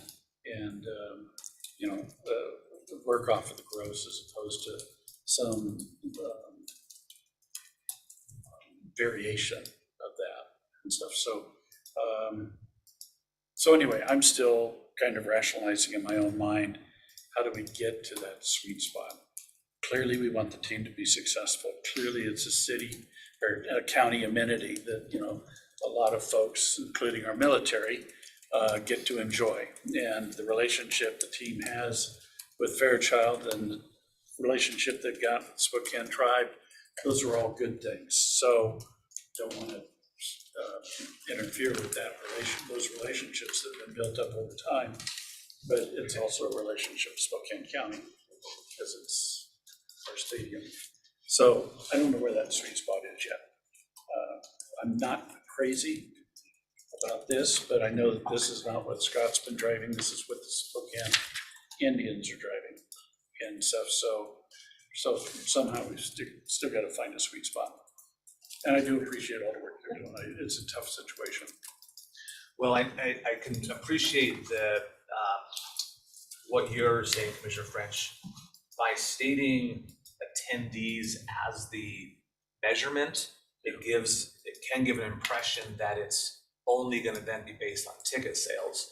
And Christoph and I worked multiple iterations on this, even from just looking at how much of your collective revenue would be shared back with the county. That was a spirit of what we've always approached it. We just had a tough time really finding what the tracking mechanism was going to be. The intent and the spirit is, while it's based on attendees, the dollar that they're proposing is going to come from all their revenues that are generated, all their net revenues that are generated in here. So I can appreciate the question, is the dollar the right number? Is a different number more appropriate? I understand the questions.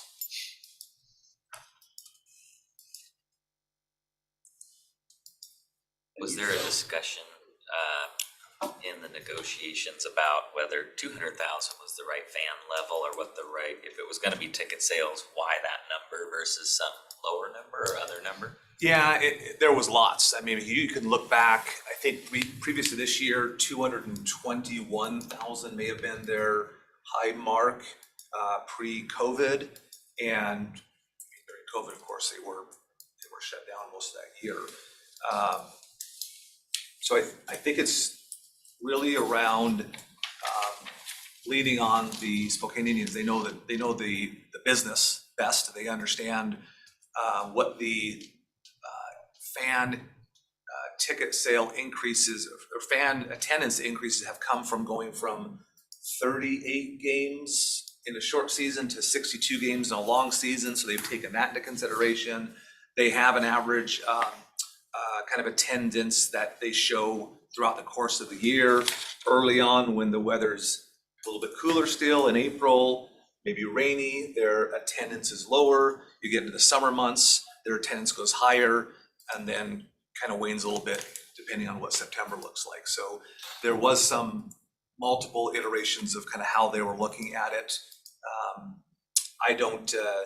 I'm not a minor league baseball attendee expert, so I wasn't able, I can kind of question some common sense practical approaches from it, but I couldn't tell you that there was anything magic about the 250 other than that's where, from Chris's perspective, that's where he felt like they could get to with a long season and cover their costs and then look at sharing on the upside from there. If they can get to 250, which they never have, So, Fair statement. so when they do specials, like when they've got, folks from Fairchild that have Fairchild night outs. And so they attend those games free. So there's no ticket that's associated with them getting in. They get in free. So they wouldn't be included in this metric to get to 250, or would they? My understanding is they count people at the gate regardless of how their ticket was provided, complimentary or not. It is, they are tracking So that's where annual it seems attendance. like it's a decent measurement, because you're gonna have free people, you're gonna have people paying, there's season ticket holders, you're gonna have $7 bleacher seats. And they're all gonna spend different amounts of money when they're there, right, on concessions and merchandise. But it's just if that body walks in the gate is how this is measured. Yes. Actually, if it's sold, because if they sell 5,000 and then it's really bad weather and only 2,000 show up, we would be based on 5,000. So it's on the complimentary and the tickets sold, not necessarily who actually shows up through the gate, Okay. is how it's defined in here. Okay. To our favor. So they do track their complimentary as far as you know. Okay. But if I was going to do a complimentary night and there was a group out there that was known to consume mass quantities of beer, then, I'm happy to get them in the gate, because I'm gonna make. Definitely part of the model. Definitely part of the model. I'm gonna make 100% spread on the cost of beer, kind of a deal. So that's. Do we know if the revenue sharing concept is common when a municipality owns a stadium, that the team shares X percentage of some measurement? Typically, like with the Mariners or another team. Doug looked at a number of minor league baseball lease agreements, and there's probably no straight standard, but there was a lot of different variations that they had. Yeah, there were a handful that did the per ticket. Like we have there is a note in here where it'll go up 2,000 per year. There are some that go up either a percent or an amount per year through the course of it. So I don't recall the cost sharing off the top of my head. I would have to go back and look at the examples, but that doesn't stand out as much as I think I saw several that did a per ticket, and it's kind of that magic cutoff, if you will. But yeah, there's a few overlap areas, but there were a lot of differences in them too, quite honestly. It was surprising. But several of the key components we haven't had that I've seen in the others are now included within the direction that we're going. So you have negotiated, though, that they do all their own maintenance of the fields. We no longer would subsidize that. There's other things that we were subsidizing as a county that no longer we will be subsidizing. Okay. Correct. So we're kind of, so we are only going to, through this proposal, now receive actual revenue instead of subsidizing the operations. Yes, and that was one of the things that I've been very firm with the Indians, and they understood it from the very get-go, that what the lease agreement was has to be just kind of wiped out. That was then. This is going to be a new stadium, new facility, improvements for the community, and we have to start fresh. And we have to get to a lease agreement that contemplates an appropriate rent and an appropriate covering of cost to do that. And I think 95% of what we've got to with the lease agreement reflects what the commissioners had passed. It's really the kind of revenue sharing piece that I know is still a question mark in folks' mind. I think to keep in mind, I mean, there is a level of revenue that will be coming to the county, but it's coming at an expense of $8 million up front to trigger that revenue to start coming in. So, I mean, I think that those need to be balanced with each other. It's a great deal of taxpayer dollars up front to start that revenue coming in. And there's the kind of indirect benefit, right, of the visitors to the region and sales tax and those types of things. But also keep in mind, it's located in the Spokane Valley, so the majority of that sales tax goes to the valley, not to the county as well. And as we know through our TPA, the visitors we have 3 hotels in unincorporated county as opposed to the others that are in city jurisdictions. So, I mean, all of those things need to be calculated, I think, appropriately.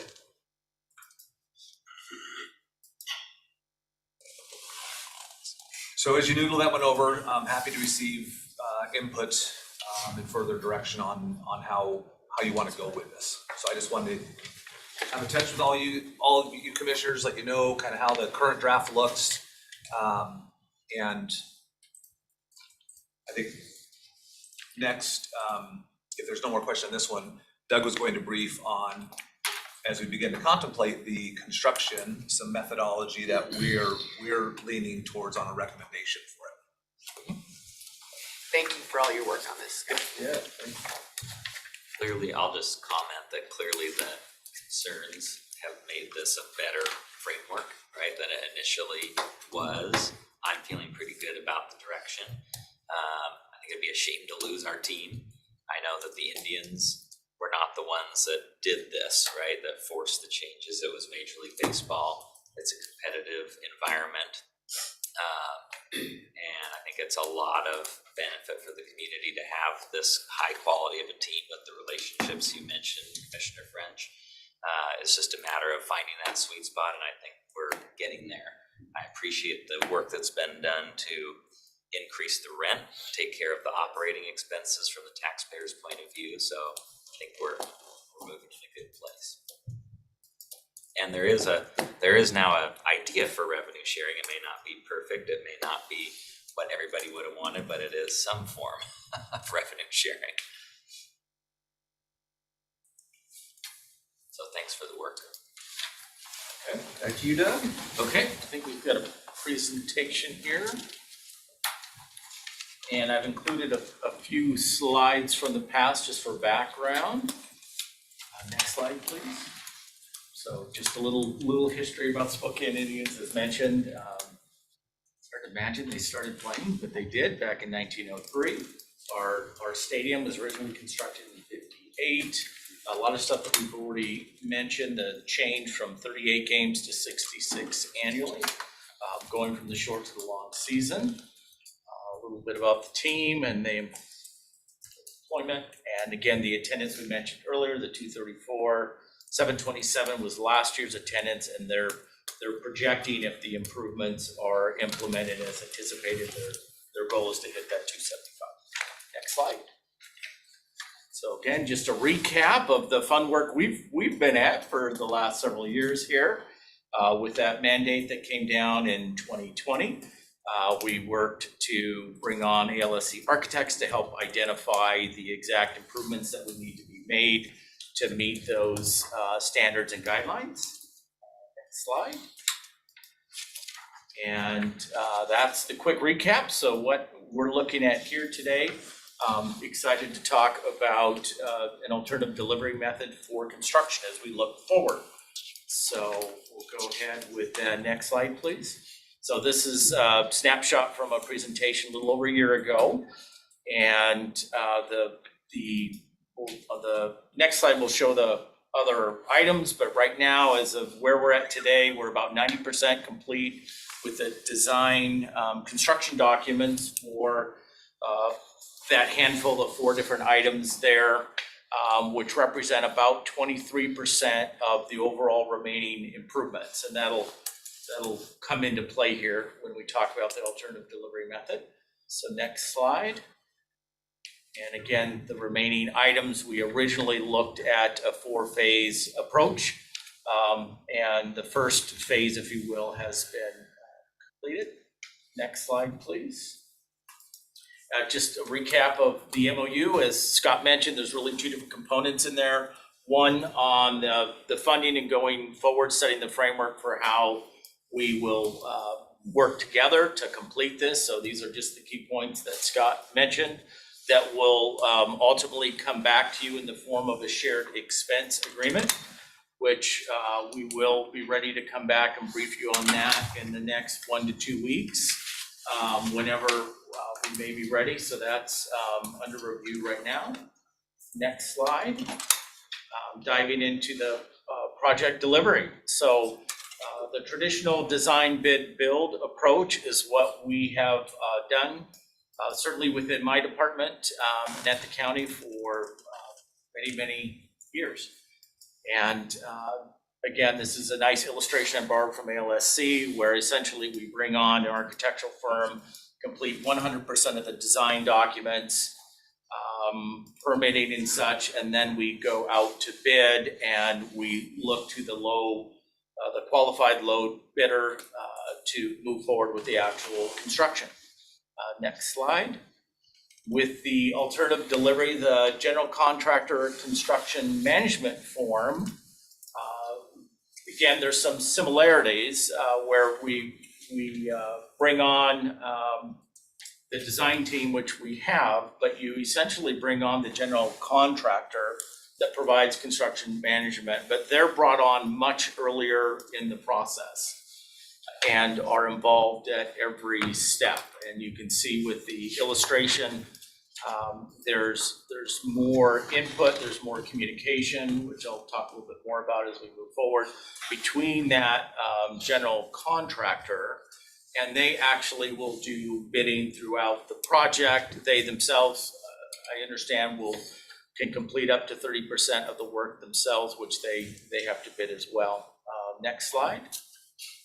So this illustration starts to show how that general contractor in the blue line on the lower level comparatively is brought in at that early level. And again, looking at manuals and visiting, we've done a lot of work. We've enjoyed help from Kyle Tuig, who I'm not sure if he's online. He thought he might try to jump on if questions come up. And we've worked with Mr. Duff and the Indians and had several meetings as we've looked at these different alternative delivery methods and really looked specifically at the stadium project and the unique aspects of the project at the stadium. And again, you can see here how the GCCM involves that general contractor earlier in the process. They're able to develop a little bit more ownership into the design construction documents, which generally results in much fewer change orders in a project because of that early and ongoing involvement. There's services available throughout the design, cost estimating, value engineering, and so forth. The general contractor construction management services, and allows, again, for early engagement of subcontractors during the design phase, which can be very, very helpful to the end result when they go to construct. They can often identify or suggest a more affordable delivery method. Yes. And for your information, the GCCM process is what we're using for tracks out at the airport. And Garco Construction is the contractor construction manager. Yes. And it's worked really, really well. Next slide, please. This is, I apologize, it's a lot of text, but this is kind of the meat of it from what we understand, and the airport's a good example. It's heavily, this method is heavily favored for an occupied campus. The airport's a good example of that. The stadium is a really good example of that, where colleges, universities will often utilize it, and we're very much, yeah. Because if you own the whole thing, you can just be integrating those changes.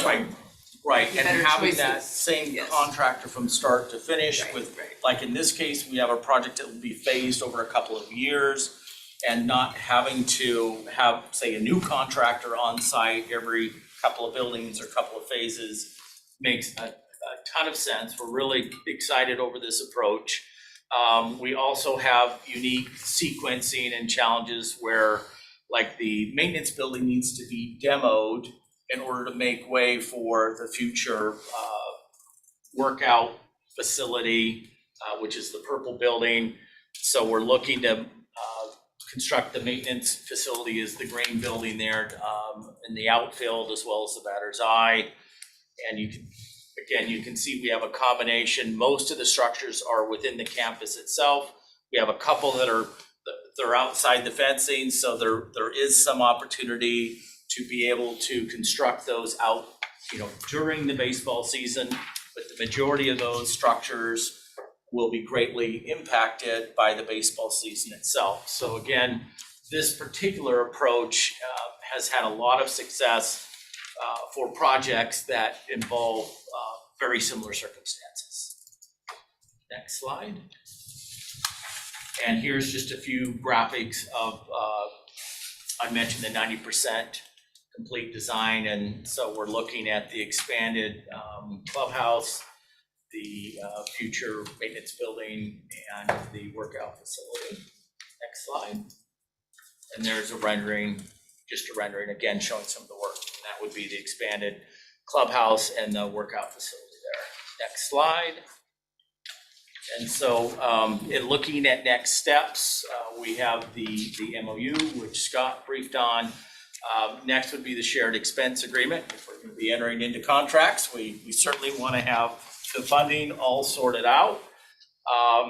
Again, key components, the GCCM is contingent upon successful application to the State Project Review Committee, the PRC.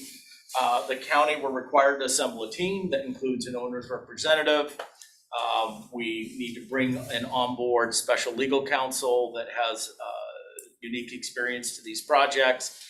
And in our case, we've brought on the design architect, and we simply would need to update that contract to reflect some changes there in the delivery method. As it turns out, and looking ahead at a timeline, in order to capture and utilize some of the construction season in that narrow window, we're targeting the April 20th application deadline, and I believe it's every other month. So if we miss that, then we will very likely miss a large portion of our limited construction window this fall. And so I have kind of a mock timeline there, a sample timeline. And in order to reach that April 20 application deadline, I am looking at potentially beginning to solicit or advertise the RFP tomorrow for the owner's rep in order to hit all of these timelines. And I'm looking, currently I have a timeline put together that would allow us to effectively not only execute the MOU, but execute the shared expense agreement before getting under contract with these other entities and incurring expense. However, the advertising and the time involved with that, I really need to, we're looking at beginning that effective really immediately, working on these steps. And I would be in a position to bring the briefing back on the shared expense agreement potentially 1 to 2 weeks from today. So we've been making some progress on that in anticipation, again, just looking at the really tight timeline and being in a position. The graphic there kind of illustrates in gray that limited, where we have limitations on the site, but there are components that we can work on outside and that need to be addressed to make way for future ones. So any questions? Questions for Doug? Thank you. Just a quick statement, commissioners. So this is similar to what Kyle's doing for the Public Works new facility. He's doing a progressive design build, but also is going to the PRC for approval, assembling all the owner's rep, everything like that. He's about 2 months ahead, so you're seeing things coming through from Kyle right now that you'll start to see based on this recommendation to go GCCM through the PRC as well, that Doug will be providing to you. So it'll keep you familiar with both projects, but you'll be seeing some similar sequencing. And the PRC just met last week, so you're in April now for the next meeting.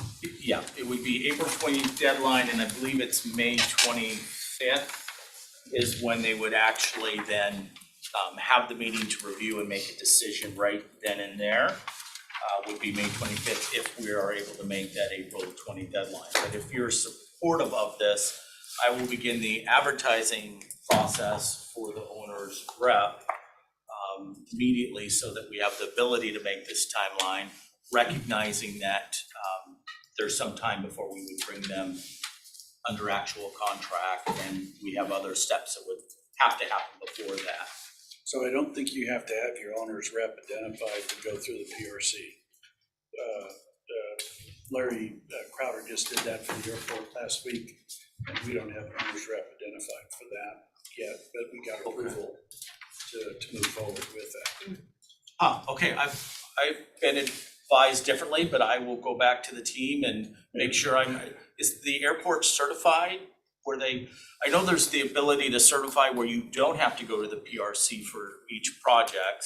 They might have done enough of them where that's not an issue. Well, and it might be because we're piggybacking off of the Trex project, because we've got Trex already in the queue, and that's GCCM. Now we're trying to get it approved for Trex 2, which is the next phase. So it might be that maybe they just did a continuation of the two, but I know that we don't have a contractor on board yet for Trex 2, so.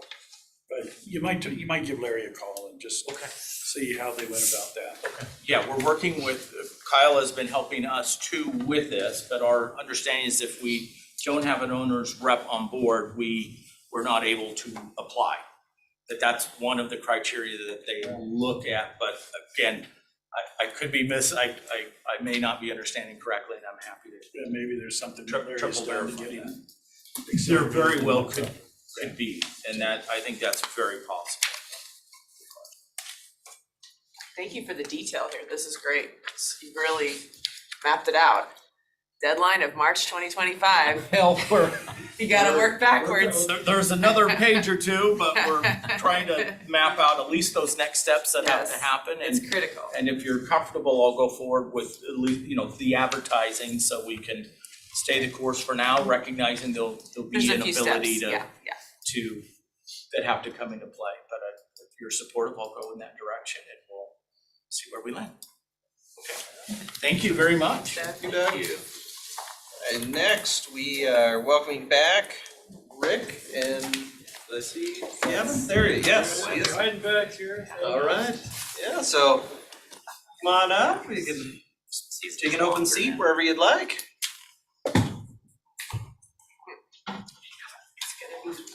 It's pretty exciting.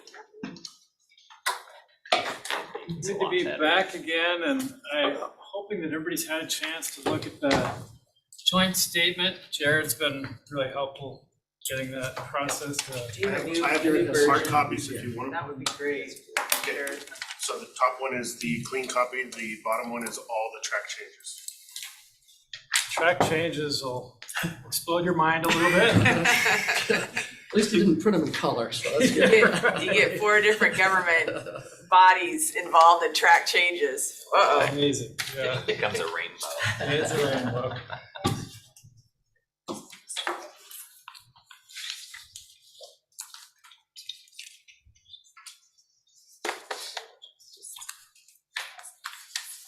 You can lead off whenever you'd like. Okay, well, where we are right now is just trying to get everybody to just agree to have this conversation about a regional collaborative authority to deal with homelessness, to manage homelessness in the region. And that's what this joint statement is titled, Collaborating for Our Community. And so really, Rick has come up with a pretty good way of looking at this because I think the lines have gotten blurred on what the stage we're at. And we're at this initial stage where we're talking about kind of building a house. So on the ground floor, we have the statutory formation. These are all things we'll deal with in the next 90 days during this due diligence period that's envisioned. We'll talk about the statutory foundation.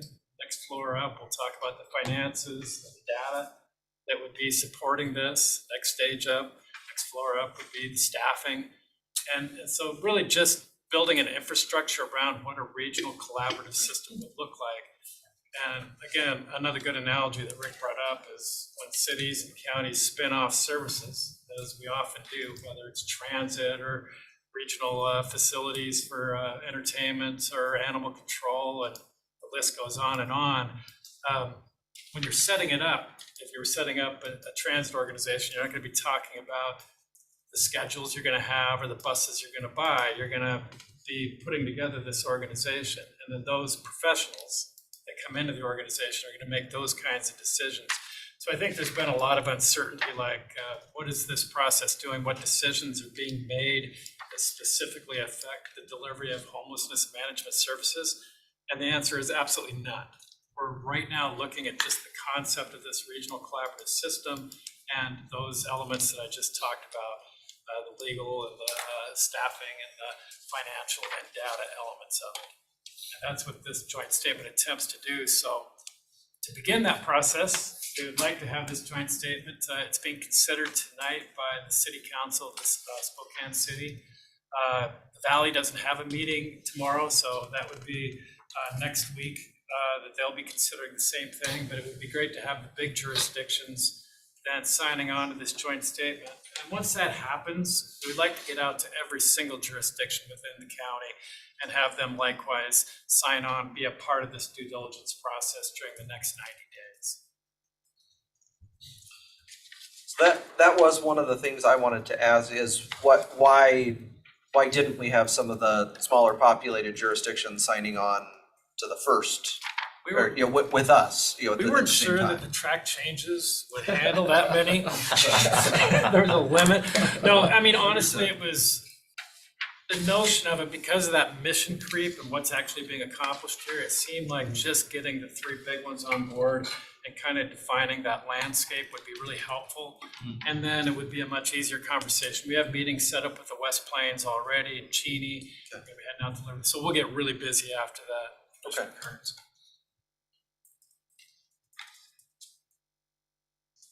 You said the city would be considering it tonight? Yes. They're looking at this exact same draft. No difference. The only question mark is the italicized piece at the top is a little confusing to me. I don't know, it probably got longer and more convoluted. But what does it mean to improve our collective focus on human services in our community and their impact on homelessness? I wasn't quite following what that meant. I think probably what that edit that wasn't mine was attempting to accomplish there at the end, our collective focus on human services in our community and their impact, perhaps we should say, and their impact on managing homelessness. Okay, I mean, because human services exist to try and help no humans question. navigate their needs. And I think there's just some large question about the effectiveness of that system right now, the human services, and not so much the individual work they do, but their ability to be supported by the region and an organization like this. That maybe that last and their impact on homelessness maybe should On be reducing homelessness? I wasn't sure what you were trying to get at there. It just was it didn't read really clearly to me. and their management of of homelessness, perhaps. And their management of homelessness in the Spokane region. I think this. I'm not trying to nitpick. I just didn't quite understand what it meant. I know what you mean. But I think also the intent was when we just said homelessness, there was some feelings and ideas that it's not just especially in the Valley, they felt that when we're talking about just the visible signs of homelessness on the streets, they would like to see a little bit beyond that, possibly. So, the chronic homelessness, yes, but if there's an opportunity to be talking about the system that feeds into that also, housing policy, those kinds of things. So this also gives, I think, for the three of us, because we're volunteering our time here, I think it was important also to identify that we have a role in working with all of you on this. So that was another big part of what we wanted to get into the statement here. So there wasn't any confusion about that. So if The discussion about stakeholders, I mean, is pretty broad in the individuals that will be involved. So when we refer to, should it be housing rather than public housing? Because not all of it is going to be quote unquote public housing throughout this, but that's all we refer to is public housing. You should just have I've heard that twice now. I think that's a great point. And I'll just go back, Commissioner Waldorf, I'll make an adjustment on that top heading to make it a little more clear. I think what you just explained helped me understand what you were trying to say. We all have human services work that we do as governments, and also there's nonprofits that do human services work. And the idea is, how do we all work together through all that investment that's happening, right, to impact homelessness? That's what you're trying to get at in that opening statement. It just kind of reads almost like awkwardly, but I completely agree with you. When you go back to the original, yeah, the very original, well, I mean, we made changes to it, but still, the original made it clear though that this is about establishing regional, collective authority to manage homelessness and its impact on the community. I mean, that was essentially the original. We wordsmithed it a little bit, but yeah, the current one makes it almost like it's not as much about homelessness. It's more about other things and what impact does that kind of have on homeless. I mean, it's not as clear, I think, when you read. Go back to the original. Yeah, let's go back.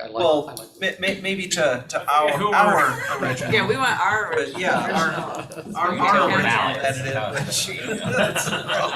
The first out of the gate, you get whoever changed ours I just did think it it might be wrong. confusing. If we're trying to be clear to our community that we're working together, it just seems a little.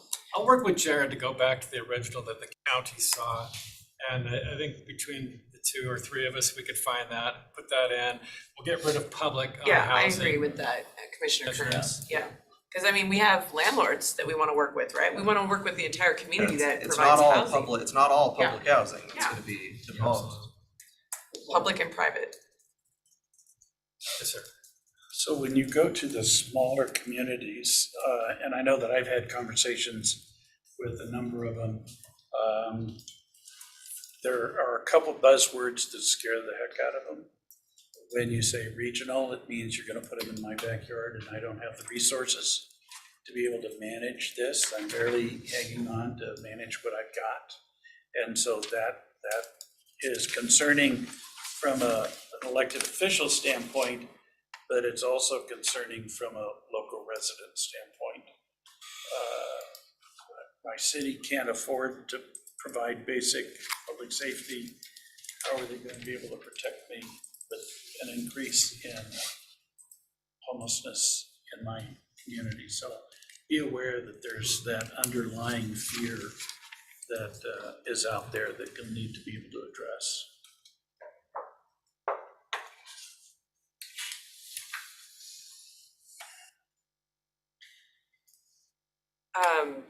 I do have the original that we sent with our changes, if there was something you wanted to look at specifically.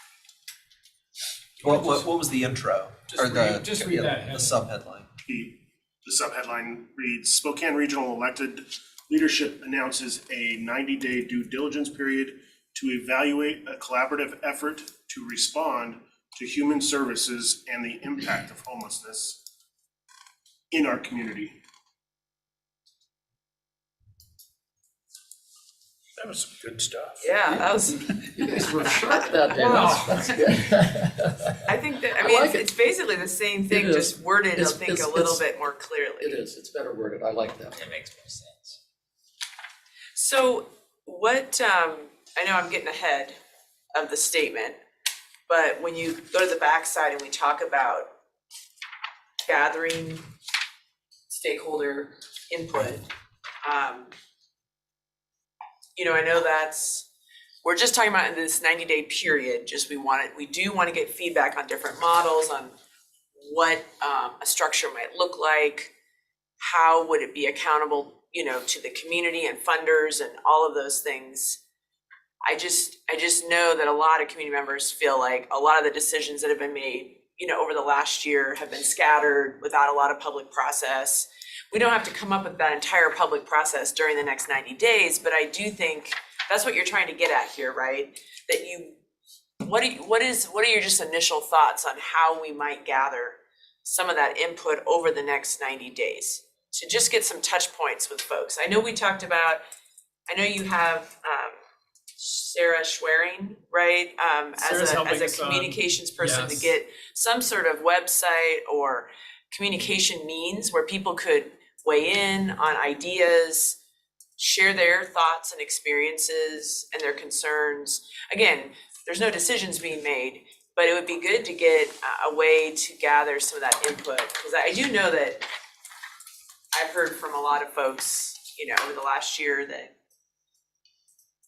they do want a say in whatever plan is developed, right? Long-term in our region. But I just, when you say this, people are gonna say, oh, I'm gonna be able to have a say in the next 90 days. How do you see that looking? So I think that's one of the reasons that we really kind of laid out the 4 structural pieces of what we think we should address in this 90-day period. So, and again, those are really the foundational piece, which would be the legal structure for what we're going to do. It would be the funding, data, and staffing piece, which are really kind of the structural part of the walls, like Evan said. And then the governance piece, which is the roof that would sit over that structure. Our concern is if we start to get into a lot of the details of how we're going to be doing 2 things. We're going to quickly get off the track of trying to look at those structural pieces. And second of all, we're going to be usurping what that authority or entity would be charged with doing in the first place. So again, back to kind of how far down the road do you go before you create the regional entity and let them do their job? And so we felt like this was a good, the goal that we're stating here is to get those 4 input into these 4 pieces Yes. over the next 90 days. And we felt like that's one place we were kind of mixing messages. We were talking about a 90-day period, and we were talking about aspirations down the road for what a regional authority would be. And we felt like we have to really box this into defining those structural pieces in the first 90 days. But I think, I think part of that also has to be weighed is if we're going to, discuss the structure, we understand what that is, who's going to be on it, who's going to make up the board, what sort of their governing model going to be, and then, we're going to talk about initial funding, costs, financial information, and staffing.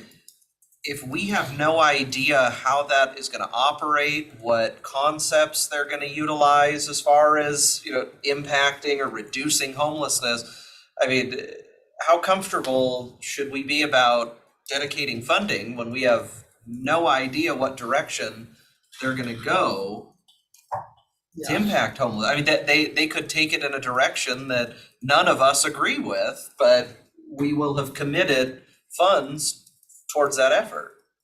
I think it's going to be a little bit of a balancing act to get enough information that can advise those 4 key sets of decisions without getting totally off into the weeds of the details around perhaps what that would produce. So I can't tell you that there's an absolute answer to that other than we're going to have to work through it for 90 days. I think the beauty of this, if we get to the end of 90 days and you all don't feel like we've answered these questions appropriately or they've been informed by the appropriate amount of information, everybody's got an opportunity to say, okay, let's think what's the next steps here that we want to go through. I think it's a great point, though. You can't really say what is the best governance if you don't know what the activities exactly are. It was a great notion of what the West Plains would be engaged in when you chose the governance, when you chose the executive director, when you get into the finances. So we'll try to backfill that as much as possible. We're working with Mandy Chapman Semple, who set up the Houston model. She was brought in by the mayor at the very front end, actually hired by HUD because they were losing funding if they didn't get things corrected. And so they were given that person. And she set that up. She's set up Salt Lake. She's working with Dallas. She's working with San Diego and a number of other cities. So I think we'll have a pretty good idea of a lot of the questions you're asking about what potentially would be engaged in and how it would be operating. Okay.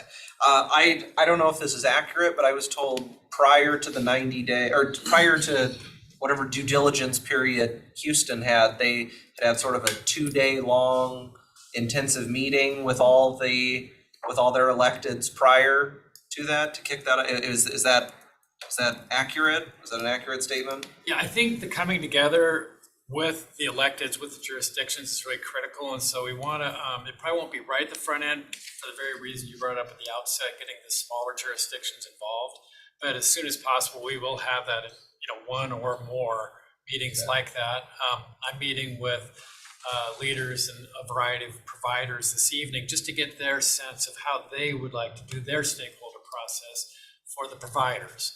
And then we'll have, people with lived experience. We'll have information coming from them. We'll have, thankfully, a pretty well-organized effort on the business side because Hello for Good has done a lot of that advanced work for us, which Houston didn't have the advantage of. That'll help a lot there. And can you remind us the funding to pay for Mandy's contract to help us with all that technical piece and giving us advice on what has worked in other communities? Is that from is there private funding that the city received? It's private funding. We thought it was really important not to have any jurisdiction be ascendant. And so we went to a variety of private and nonprofit sources for funding for Mandy, for Sarah, and a variety of other expenses. But to reiterate, we're volunteering and not getting paid.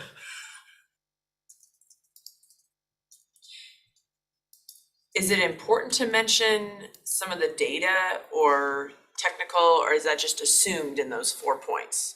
You mentioned data, because that's really important to know how many homeless individuals kind of different categories, chronic, family, intermittent, I don't know if that's even a term, but like folks who have come in and out of homelessness.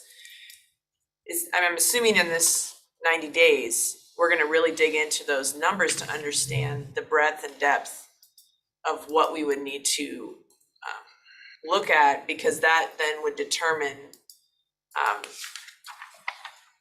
how a future structure might address different types of homelessness. That might. Because you might want a different structure for different. Right. I don't know. That might address Commissioner Kern's concern as well, and I wouldn't have any problem if we added a 5th element that is calling out data, because it's going to cross all of those other 4 components. It seems like that's been one of our challenges, right? Is that Houston has figured out how to have real-time data, and that allows them to get folks into housing and services very quickly. Well, our data here, we have the HMIS system, but it lags. It's not always real time. And I know the city's been working on trying to make it real time for like 2 or 3 years during the pandemic. They've had staffing issues. Conference is kind of looking the whole at point here. some variation, some options on software that we need to figure out whether we need to be making a move there, or whether the collaborative system would be looking at that. But there's a lot of questions about data that we do need to figure out. Or maybe you can just add it to number 3, like as a comma, data information, or sure. Because that's critical. I think data needs to tie in more to sort of measuring your level of success. True. What does success look and I like? think that needs to be something that's discussed in this 90 days is, how do you measure success? I mean, if we have no idea where the target is or what we're shooting at, we need to sort of know what are those benchmarks, what is success 6 months, 12 months, 24 months, 36 months down the road, if this all comes together as envisioned. How do we know that we're being impactful? I mean, we may be able to point to, well, we've got X number of people housed, but we have even more than that number of people that are now homeless. So our overall homeless number could increase. But if we, it's just, we need to know sort of what are the measurables that show that we have succeeded. I mean, and that may be past the 90 days, but I think you're getting at of like, what when we get to the end of the 90 days and we have, 1, 2, 3, and 4, maybe data is 5, but why regional? I mean, ultimately, why would we as Spokane County choose to join a regional system? That somehow we need to have the information that we need to say, well, why would a regional approach get to reductions better than not doing regional, right? I mean, we will evaluate the information developed and the likelihood of success. Well, we'll need to know why pooling our money, why getting better data and having staff that really are looking at that data every day, right, differently than what's currently happening. Because I know the city has data, I know there's people looking at data, but somehow it's not as effective as it could be, correct? No. As far as this statement goes, I think, and trying to get this signed later today, we'll change the heading as discussed.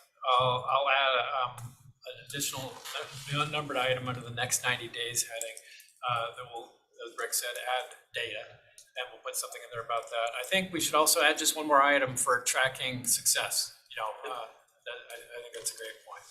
So we have that feedback built into the system. Because each jurisdiction may view success differently. Well, that's what I'm worried about, is at the end of the 90 days, we didn't really, we may be satisfied with the information we receive to develop a regional model.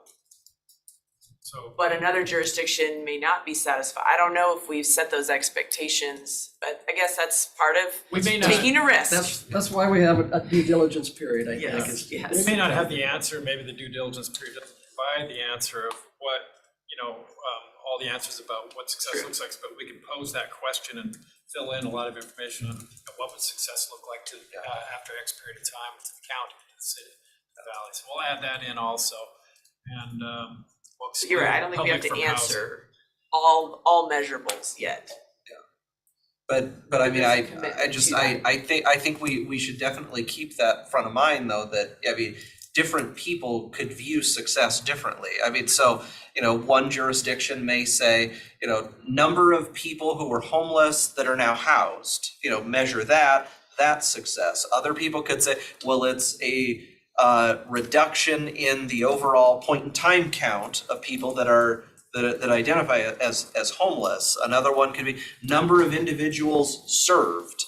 I mean, and all of those things could happen at the same time or not happen, or some could happen, others don't happen. I mean, I think we need to understand that I just think for smoothness moving forward, I think we should kind of identify what we can all get on board with on what is success. Because I think that the worst thing is we move forward and we've got half the jurisdiction saying that it's a complete failure. Why did we even do this? This is awful. I mean, if we can just understand and have sort of a measurable, or what yardstick are we going to use to measure success in this, I think would be a smoother path forward. We had at least one individual, Spokane Valley, say at one of our meetings that they weren't interested in chronic homelessness, or, the visible signs of homelessness on the streets. And that was kind of a puzzler for a moment. And that person went on to say they're more interested in the pipeline. But at least we could pose these questions, and so that we can come out of the 90 days with some more clarity about what we're viewing as success. Well, and whatever structure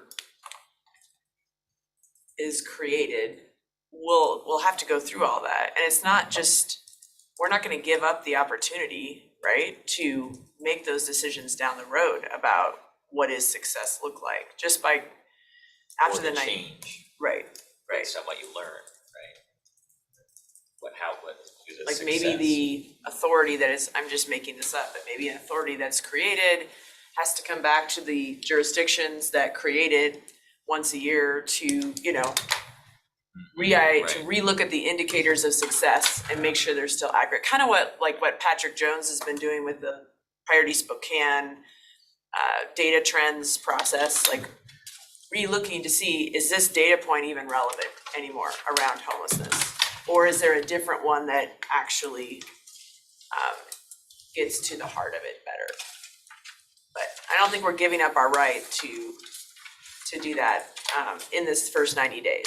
It's very clear that this 90-day period is to evaluate and try to understand what we could do. And it isn't going to create anything by itself. Everyone's going to be involved with the process and next steps discussion around it. So, I mean, I think we're kind of at the point where hopefully we're ready to take a little bit of a leap of faith and say, we believe this is the right thing to do right now, and let's get these retirees to work, so. I think the pros and con evaluations of each legal structure will be doing a lot of work too to answer your concerns, because it seems that certain structures may not be able to do certain activities, right? So some of the what activities can an entity actually do might be answered in those pro That's why and it's con the foundation. evaluations. Yeah, that's why it's what everything else has to get stacked on. Right. Once you answer that, then that determines a lot of things.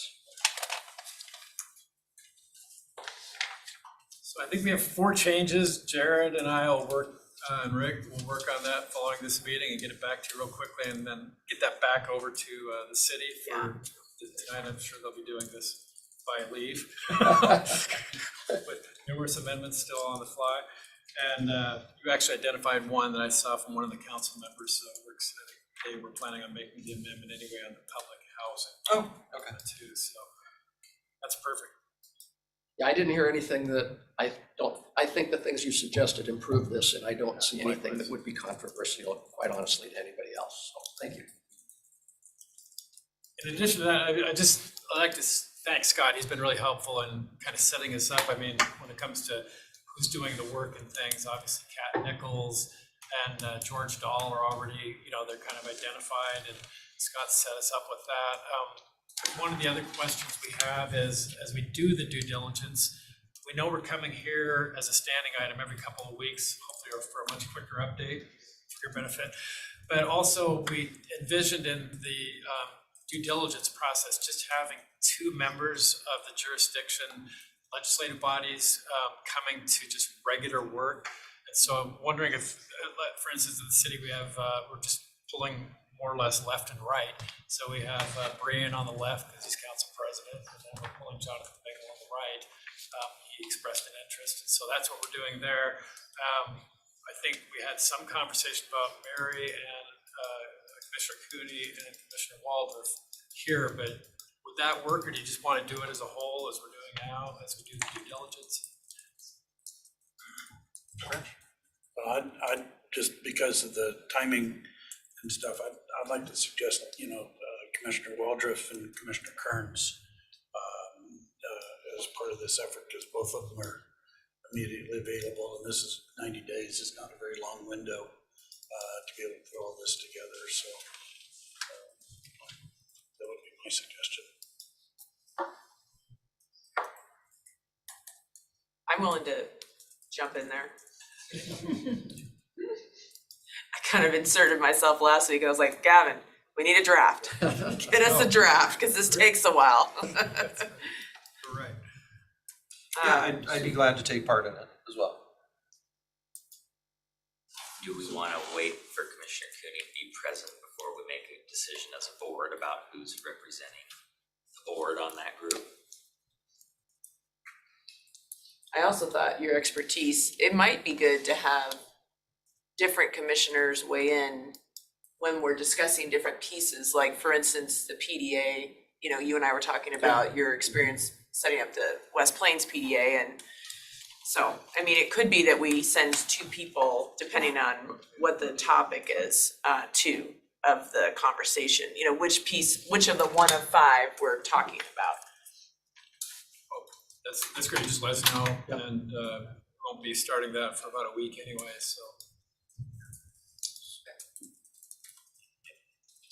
So as I listen to the conversation, there's an intermix between what we want to do and how we want to do it.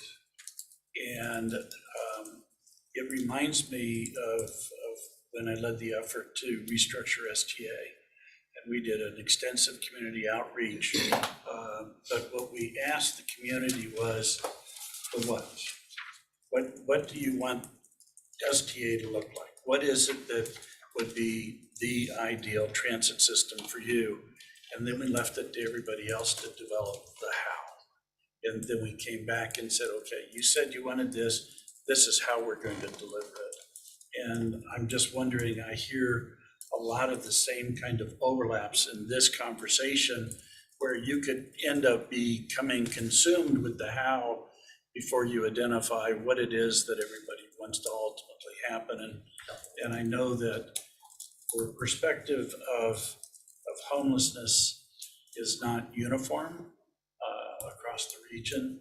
And so you could develop the perfect solution for the city of Spokane that everybody else says, oh, hell no, kind of a deal. And I don't think you want to do that. You want to create a solution for all the jurisdictions and stuff. So I just offer that up for perspective, having been down this road before, maybe separating those two things out deliberately, then that creates a metric for you to say, you said you wanted this, here's how we're going to do it, and here's what the metric is that will measure that.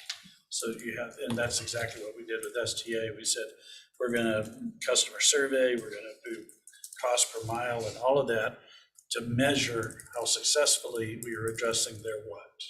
No, I think that's spot on. I think hopefully we've tried to narrow this down more around the what for the 90-day period as opposed to trying to chase after the how right now. Yeah.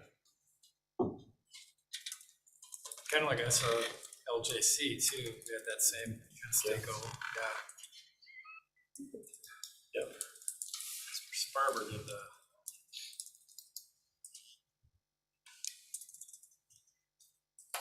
Any final comments? Anything for the good of the order? Okay. Really appreciate the support. Absolutely. Thank you for your Thanks time. for being in today. Bothering you. No more track changes. Yes, just be done and move forward. Okay, next up, Chief Ellis. MOU with City of Spokane Valley for overtime patrols and small arms range project discussion.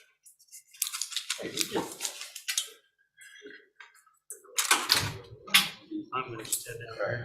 Got Bruce and Todd joining us as well. So the first thing we have on the agenda is the MOU with the City of Spokane Valley regarding allocation of their $100,000 of their ARPA funds to be dedicated to gang prevention and overtime violent crime patrols. As you recall, the BOCC last year committed $100,000 in the same project. Spokane Valley last year matched that, and so now we're coming before you just to have the MOU formally in place. I'm happy to answer any questions you might have, but it's basically the exact match of what the BOCC provided last year. Any questions? So what is the strategy of preventing the gang violence? How do the overtime patrols prevent gang activity or violence? It's targeting our repeat offenders, our known offenders that have warrants for their arrest. Checking in on them?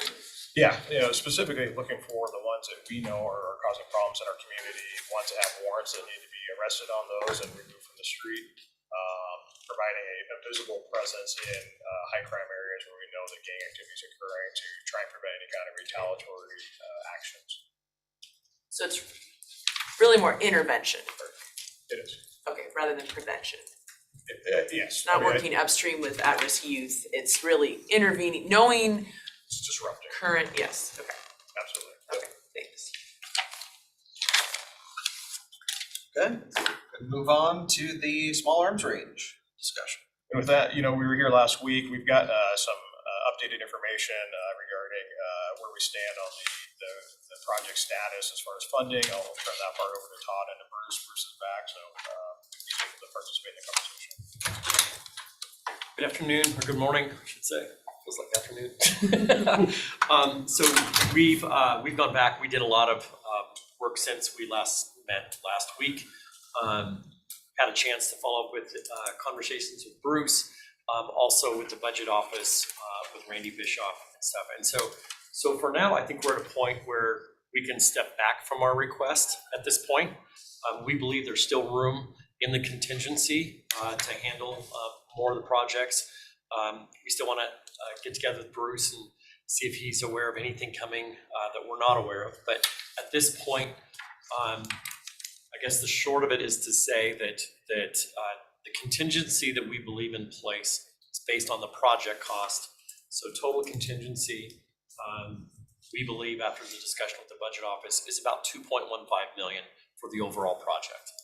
I think we were working off an assumption last week that it was based off only the amount that went out to Walker Construction for just that one portion of the bidded contract, which means we thought the contingency was closer to about 1.5 million. So we believe there's about another $650,000 in my discussion with Randy Bischoff for us to be able to handle contingencies. As Commissioner French said last week, there's still a ways to go in this project. And so I think at this point, we continue to mind our P's and Q's, try to be good stewards of the finances. And if for any reason there's other unforeseen things that occur in this project that blow through that amount that is in the contingency as documented, then we'll be back to have that discussion. But at this point, I don't think it's necessary. Any questions? Of the day, right? Yes. Any questions? Okay. And the one thing I do want to say though is for those who have not been out to the project site, Chief Ellis and I would be more than happy to host you out there, do a walkthrough. It's at a point where it's going very quickly right now. So it really is a good opportunity to go through and begin to, I'm one of these people that kind of have to see it as opposed to just see a lot of spreadsheets. And so it's a great opportunity to walk through. It is the West Plains, so it tends to be a little breezy and blustery, but hopefully we can pick a day that will be a little bit more pleasant. And there are more and more walls going up to block that with. So but that offer does exist. If you do want to do a tour, just let me know as well. It is a hard hit area, obviously. We have some over facilities we can loan out to people. So I want to make sure people are out there safe. I don't want to make the contractor mad at anybody. I think some of us are still thawing out from the groundbreaking. It was I don't think we're gonna thaw out from that. That was a cold one. Scott, you have something, Scott? Yes. So could I just clarify then? So there's an overall budget, but then what was bid to Walker. And so what you're saying, what you're saying is that from the overall budget, there was still some room in contingency, because not everything was bid out to Walker. Correct. Okay. Okay. The contingency was really independent of Walker. Right, was the overall 40 million? Yes, and so we budget. knew what the design was, the land acquisition, the construction bid, and then the differential is what was allowed for in the contingency line. Okay. So Randy sent a note to all the commissioners that highlighted the remaining contingency 480 unspent right now, Right, uncommitted. and plus we've had underspend in areas, And there's so some we other- have 660 total. So we have some potential underages, and again, though the contingency is meant for items that were scoped in the contract, in the budget in the contract, not for things outside of it. So one of the requests that the sheriff's department had last week was to fund a helicopter fuselage. I believe, I don't know what the amount of that was, but that wasn't a scope item. That was an additional ask. So I think we will. That was part of the project. It was? Yes. Yep. There's a line item in the budget for that? Okay. I'm confirming with the team here. Was it in the bid? Yeah, let me give you a little clarification on that. Unfortunately, during the design process, the design team met with everybody and showed the sheriff's office a certain training unit that they wanted. That's what the sheriff's office requested. That information never got put in the documents. So when the contractor bid on it, he didn't bid on that.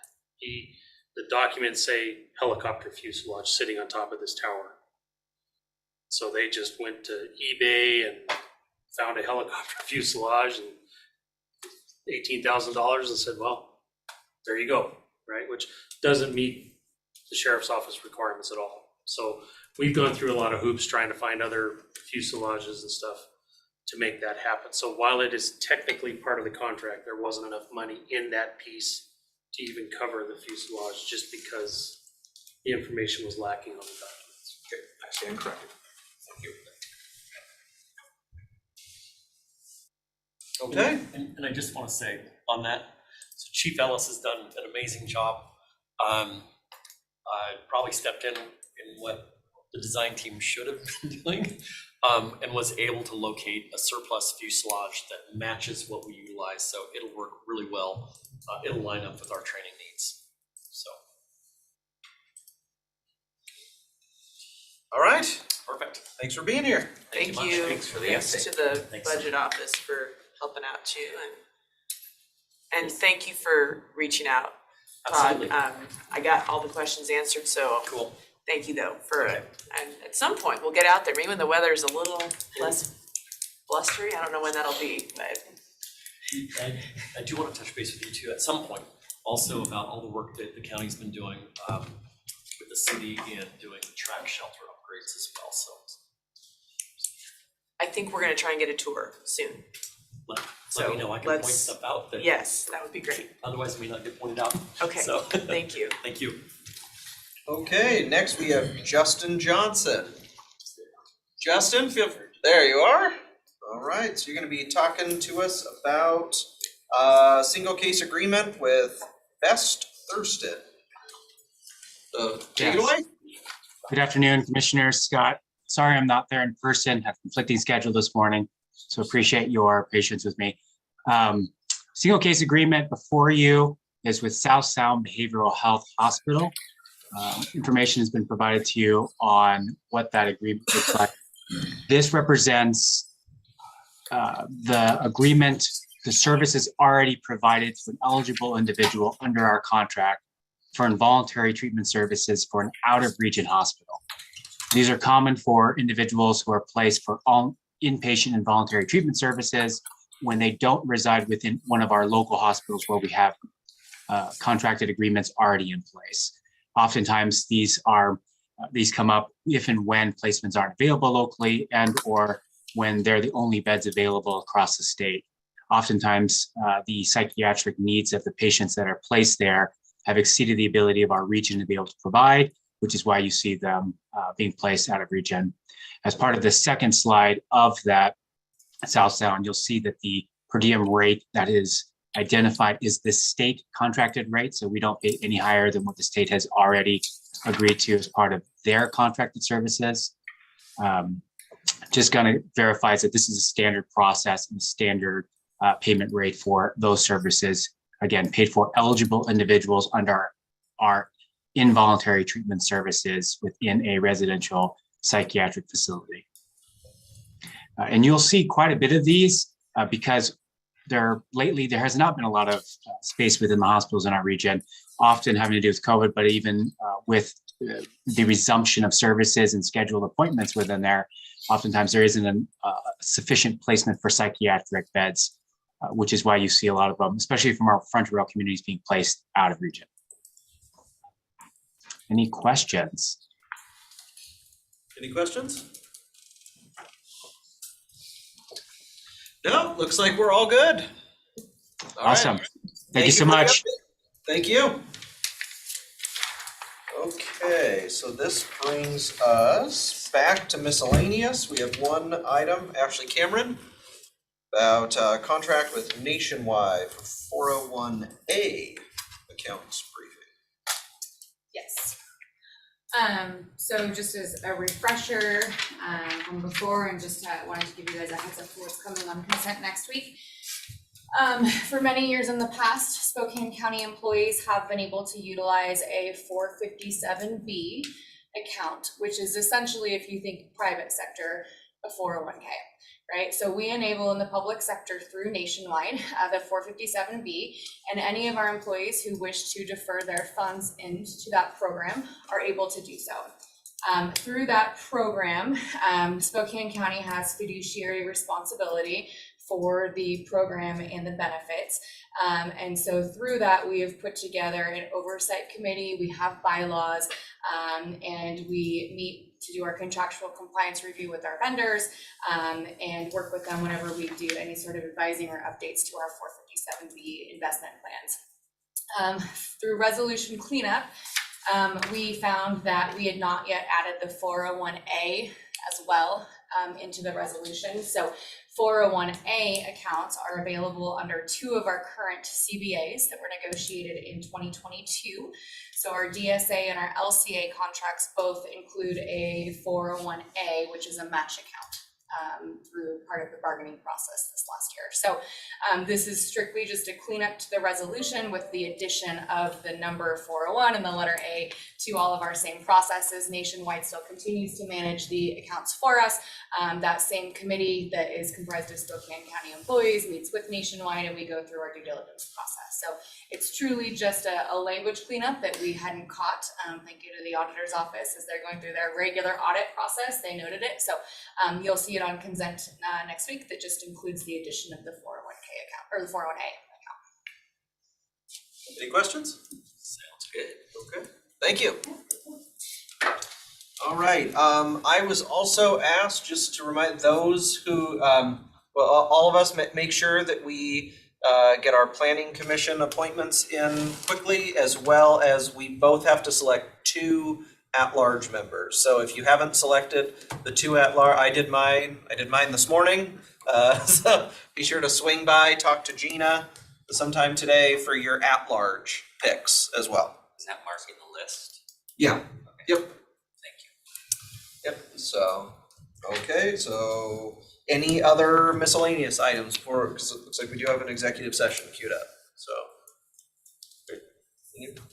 Jared, anything we need to know about? Nope, not after that conversation with Kevin and Rick. Okay, all right. Colin, what are you running? What are we gonna be looking for? Is it good or, does it paint us in a good light or bad light? No. Commissioner French? Yeah, I've got a topic for executive session as well. Okay, all right. Oh, I just noticed Gina had printed off a list of the proposed agenda topics for our retreat. And I just had, just send you any notes, or some of them like are combined. It's a long. That thing. Mr. French had a lot of ideas. No, but some of them are just like the same, just somebody submitted one and then somebody else submitted one. I think So do you- Scott's probably the one you wanna talk to about. Yeah, Rebecca's. Is Rebecca taking the Rebecca's lead on collecting those that? from them, Okay, and we okay, wanted to thanks, show Rebecca. everything that had been submitted. No, that's But then we can condense it And then, down as like- we have the discussion on the finalizing the agenda. Yes, I've done 1 or 2. I think I missed this email. so Where'd we that still one come have, from? so we can still submit other ideas or ways to, or just almost like groupings of. Yeah. I mean, obviously the agenda process is a big one, and Yep. you know, Saturday morning appointments. And probably Who ought to try buys? to, the 6th is when you have your retreat, so Which table and perk? probably ought to try to get this thing wrapped up by the 27th. I would say 27th, 28th. Yes, So that we can. so this week and next week, Yep. finalize, and then we can have a discussion at an upcoming, like, kind of organize it a little bit better I at would an upcoming. suggest so. Either have it on the next week on the 21st or the following week on the 27th, just to review all the input Right, and then finalize what you want, because there's likely gonna be more on there than we can we get to. accomplish. So I would say, think about your prioritizations of what you wanna be talking about. Great, okay, I'll get those to you, Rebecca, thank you. All right, so, executive session, and what is the purpose of yours? Performance of public employee, and mine would just require the 4 commissioners and Mr. Simmons and our legal. And then Dale's got one too, any potential? We were gonna discuss a small arms range, but I don't think. No, I think. Dinwiddie, yeah. That's actually, Metco's is gonna Metco's be on Zoom, so. So one pending a potential with the commissioners, probably should do this one first, commissioners and Matt Koza, Dale Anderson, and then. It's on Zoom, the other one right Matt's on Zoom? Okay. now, on the other. I would say, I don't think the rest of the executive team needs to say, it would have been Kyle, but I think Matt could cover it. Yeah. This is not, this is through code enforcement. It's litigation involving I think it's a condemnation. That's right, okay. Yeah. So, and I would say that's probably 10 minutes for this one, no action anticipated, right? No action? No action. I'm sorry, who did you say for yours? The 4 commissioners and these 2 guys. Okay. And no action, 15 minutes. Okay, all right. And then 10 minutes, you said, for Matt's, that's what's under that? Yeah. Okay. All right, we will be going into executive session. It is 11:50. Those present for the first executive session, which is for the purpose of pending and potential litigation, we will be in. What each of their offices ended up choosing. I'm looking on here, we will be in executive session under RCW 42.30.110. The first one, as stated, pending and potential litigation for 10 minutes, and then that will be followed up by another executive session subject to the same RCW to evaluate the performance of a public employee. Those present for the first executive session will be the 4 commissioners who are present, our executive management team, Dale Anderson and Matt Koza. For the performance of a public employee will be the 4 commissioners present with Scott Simmons and Dale Anderson. And at the end of those executive sessions, we will be adjourning for the day, and we will reconvene tomorrow for our 2 p.m. consent agenda.